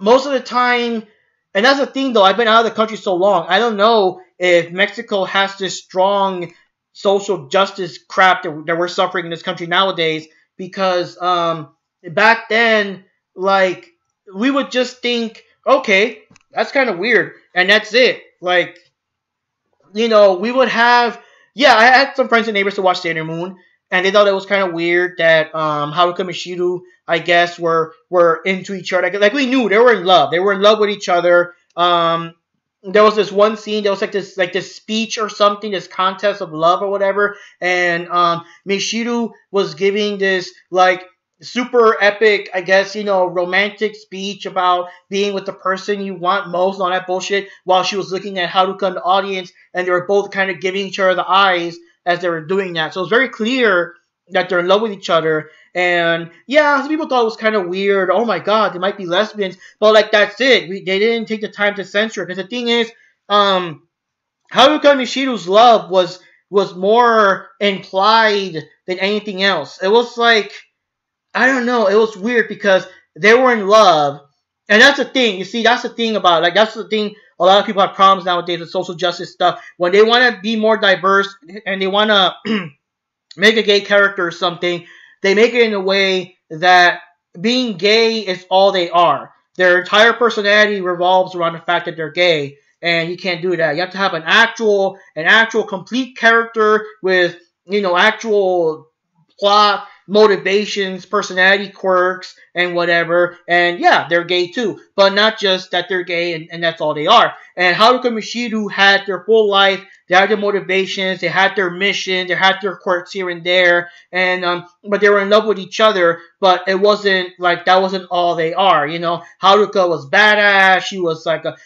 motorcycles and stuff like that. Like, she wasn't just gay and that's it. Mishiru was not just gay and that's it. Like, it's implied that they're together and whatever, but they don't waste time actually showing it. There were no scenes in Japan about them, full on making out or whatever, because it wasn't really about that. The series was more, even when you really think about it, like, even Sailor Moon, the most they do, they have like a little romantic kiss once in a while, but you don't really see full on Usagi just making out with what was his name, Mamoru, and shoving him down the bed and jumping on him and stuff like that. The girls always trying to get guys. Most of the time their attempts fail, and you rarely, if ever, see them kiss anyone. So there's no reason for Haruka Mishiru to suddenly be all handsy and gropey with each other. Like, it still followed the same rules that the show shows. Like, the show was always more about love in the purest form, I guess. It wasn't really so like physical or whatever, So it was done well, it was done with respect. It wasn't like, I don't know, like in other words, Haruka and Mishiru love each other. They don't really show that they lust for each other. It's still done respectfully and tastefully, but of course in America it's more like, oh my god, they're gay, oh my god, would someone please think of the children, would someone please think of the children, and that kind of bullshit. So let's make them cousins, and not censor out any of the romantic context, and now they'll look like gay cousins. Okay, so they're gay cousins, they're in love with each other, that makes it better. Stupid. So yeah, some people thought it was kind of weird or kind of interesting or whatever, but we didn't make a big deal out of it. There weren't like petitions to take it down. There weren't people saying, I don't want my kid watching that filth. No, nothing. We just saw it on TV. In Mexico we had the idea, it's a cartoon. Okay, life moves on. That person got his arm cut off. Those two are gay and in love. This guy's named Mr. Satan, and people are saying Satan. I mean, we don't care. It's a cartoon. We're entertained. Turn the TV off. Go back with your life, So, the same thing. Sailor Stars had the thing, and that's the thing. I think what they did now, they're actually releasing the original seasons of Sailor Moon redubbed with way better acting, with way better respect for the script, with the people actually being called, Usagi, Mamoru, Ami, and stuff like that. And I honestly believe they're actually going to go all the way until they reach Sailor Stars. And if they do that, it's going to be the very first time that Sailor Stars is going to be shown in America without you guys having to, pirate a Japanese version or whatever. But yeah, Mexico showed all of that. It was weird because Mexico showed Sailor Moon and half of R and would do the same rerun crap. But whenever they finally brought new episodes, it was non-stop. It was R, S, Super S, Sailor Stars. It just went non-stop until the very end. So you couldn't afford to miss an episode. I think ratings were very high because you could not afford to miss an episode. It was like, oh my god, this is new shit. And now they're Super Sailor Moon and they got new powers, new enemies. Oh shit, it was more badass.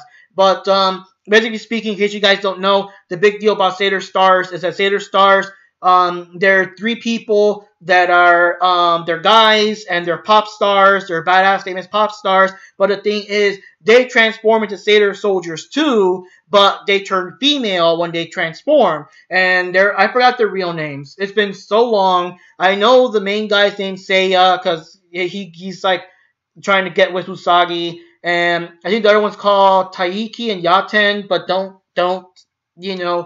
Don't quote me on that. And they had weird names. I think it was like Sailor Starlight and Sailor Star shit. I don't know. It's been so long. I really forgot their names. It's been so long because I have not seen it again since the very first time I saw it back in Mexico eons ago. So I forgot. But the main thing is they're guys when they're normal and they're girls when they transform. And I'm not 100% sure, but I think in the manga they were always women. And I think the creator of Sailor Moon did not like how they did that in the anime version because in her belief, in her story, in her lore, all the Sailor soldiers are supposed to be female, not this male switching over stuff. But the only thing that got me about this season. Oh, okay. Well, take care, Nintendo 70. I'll just wrap this up because I still want this. I'll make a video about this real quick about Sailor Moon or something. But I do want to say that. Oh god, I lost my track. Yeah, there was an episode where they were on a plane because they always do that. There's always like, I mean, whenever new people show up, there's always a couple of episodes with Sailor Moon and them being like, "Who is that person?" You know, until they finally have the big episode that reveals who they are. So there was an episode where the Sailor girls were on a plane or something, and of course, there's no choice. There's no place to hide. You're all on the same plane. So that was the episode where the Sailor Starlights actually had no choice but to transform in front of them. And that's when they found out that these boy band guys were the Sailor Starlights and everything. Yeah, that's what they were called, Sailor Starlights. And the thing is, it was a weird reaction because there was zero reaction to the fact that they were guys that turned to girls. Their reaction was more of a, oh my god, you're that person? And that's it. And not really like, oh my god, you're the guy that's a girl. I mean, it would be like Catwoman and you take off the mask, and it's actually, you know, Dick Grayson. It's a guy all the time. And your only reaction is, oh my god, Dick Grayson is Catwoman? But without you actually saying, oh my god, a guy is Catwoman? So that was the weird thing. They were more surprised that these people were the Sailor Starlights and actually being surprised that these people that were guys were girls. And you know, they got boobs and everything. They got you know, the midriff is showing and stuff. They got female figures and everything. They're not, you know, I guess cross-dressing or whatever you want to call it. They actually have female bodies and everything. So, like, there's no surprise to that. And, like, Seiya is hitting on Usagi and everything. And the next episodes, they still follow up on that. But, I mean, the main thing is, it's very similar to when Haruka Mashiro first appeared. They had their mission, but they didn't want the Sailor Moon girls involved. And they were almost clashing because they had the same goal, but Haruka Mishiru wanted them to keep out of it. And it's the same thing. The Sailor Starlights had a goal, and they also wanted the others to just stay out of it. So it was kind of like, are they friends or are they enemies? So the next episode, when Seiya tries to hit on Usagi again or whatever, there was still more a feeling of, now that we know that you're one of them, the Sailor Starlights, are you a friend or are you an enemy? And not so much, oh my god, it's that guy that turned into a girl. So it's so weird. It just like glosses over that. But yeah, that particular fact, that you know, that these were guys turning into girls, is the reason why this season was never seen ever in America until whenever they actually get to releasing these DVDs, these DVD box sets. In fact, I gotta check because for all I know, they could already be out. I gotta check my anime stuff, see if it's already out or not. But yeah, it's the first time that most of you guys that don't watch anime on Kiss Anime or whatever are actually going to watch it. So it's getting kind of interesting. And that's another thing. I do know that they got Sailor Moon Crystal, but I also don't know if Sailor Moon Crystal is going to go that far. Now, Sailor Moon Crystal is supposed to be more based on the manga as opposed to the anime. So in the manga, I want to see how it looks like when it's like that version of Sailor Starlights, like the manga version of Sailor Starlights. I want to see that. But again, in Mexico, nothing happened. Like, I mean, I'm sure there were newspaper articles, but the show went on in its entirety. It wasn't censored or cut or people demanding, oh my god, this is sick, this is filth. You know, we just took it like, yo, anime's weird, man. And that's all. Like, there was no outrage. There was no, you know, people being offended or you know, maybe the kid's gay, so they're blaming Sailor Moon on that. You know, there was none of that shit. None of that stuff. So, I don't know. And that's the weird thing. It's kind of weird how like the Sailor Moon Starlight stuff, that shit wouldn't fly back then. And I'm afraid that no matter how progressive we are, it probably wouldn't fly now either. I don't know. Too many people that get offended. And that's the thing, though. The biggest problem is, like, just because something offends you, it shouldn't, like, be something that offends everyone, and you're trying to make it into something. And that's the biggest problem. You can be offended. Okay, that's you. Don't, like, try to force the rest of the world to think like you. Maybe they're not offended. Don't try to make them, like, agree. Like, it's just weird. You know what I mean? That's your mindset.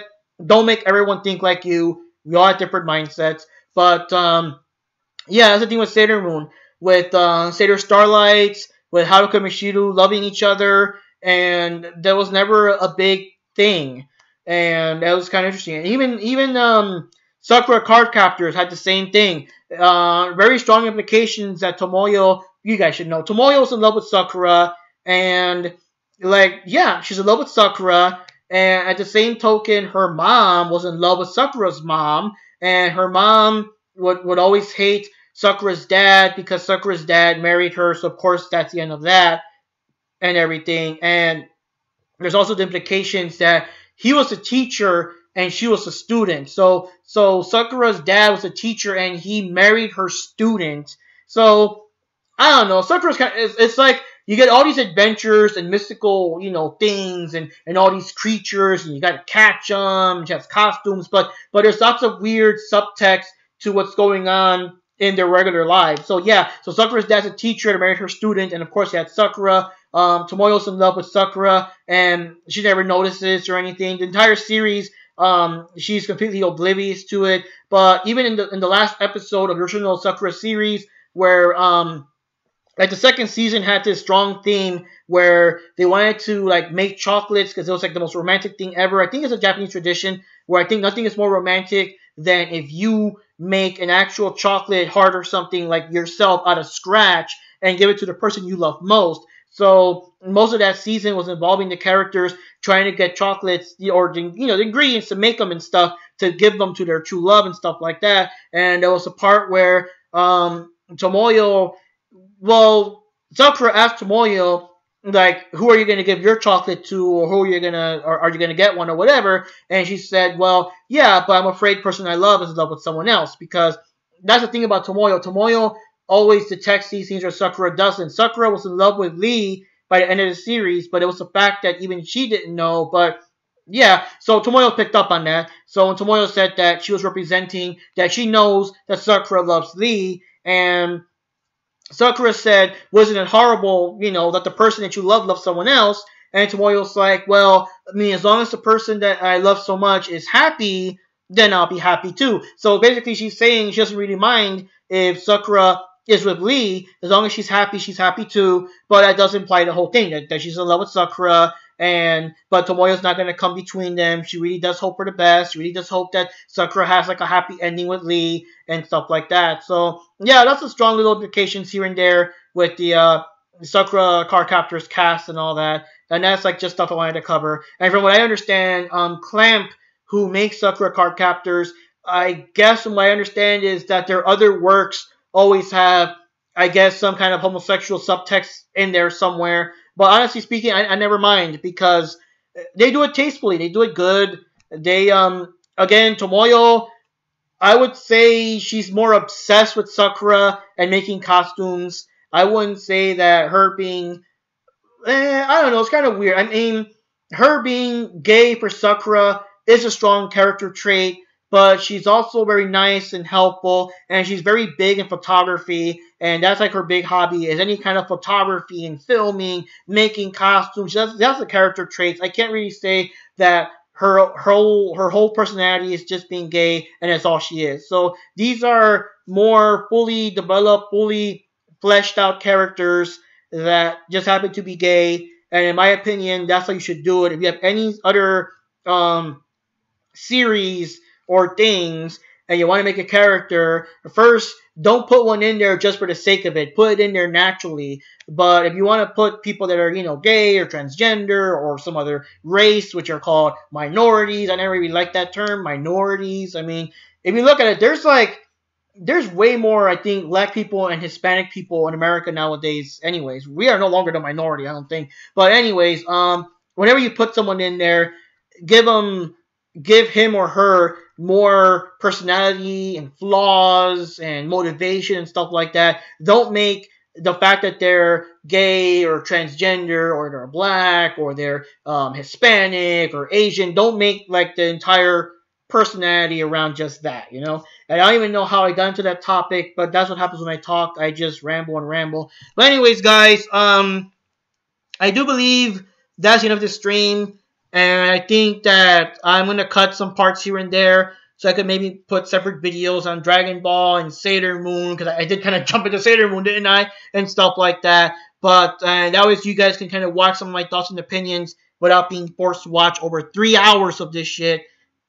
Is this 3 hours? Oh my god, 3 hours. Yeah. So yeah. There is one person watching. I think there is one person watching because it was kind of like that thing where I said I noticed it just disappeared altogether. So I think me watching doesn't count. I think there is someone there. Take care. So anyways, guys, Mark Rodriguez here, signing off next time. And next time, I do want to make one on Death Note, but it won't be till next week. I mean, there's weekends where I like to stay home and just chill, and there's weekends where I either go out either for fun or just because, you know, I got stuff to do and everything. I think next weekend is one of those weekends where I am going to go out and do stuff. This is WrestleMania weekend. I didn't want to do too much and not miss anything. I'll be watching NXT TakeOver. I'll be watching WrestleMania. You can, of course, count on some kind of WrestleMania review. I know I was just way too busy for Royal Rumble, and it's too late now, but I'll do the WrestleMania one. So anyways, guys, Mark Rodriguez here, and see you next time. Let's pause all this.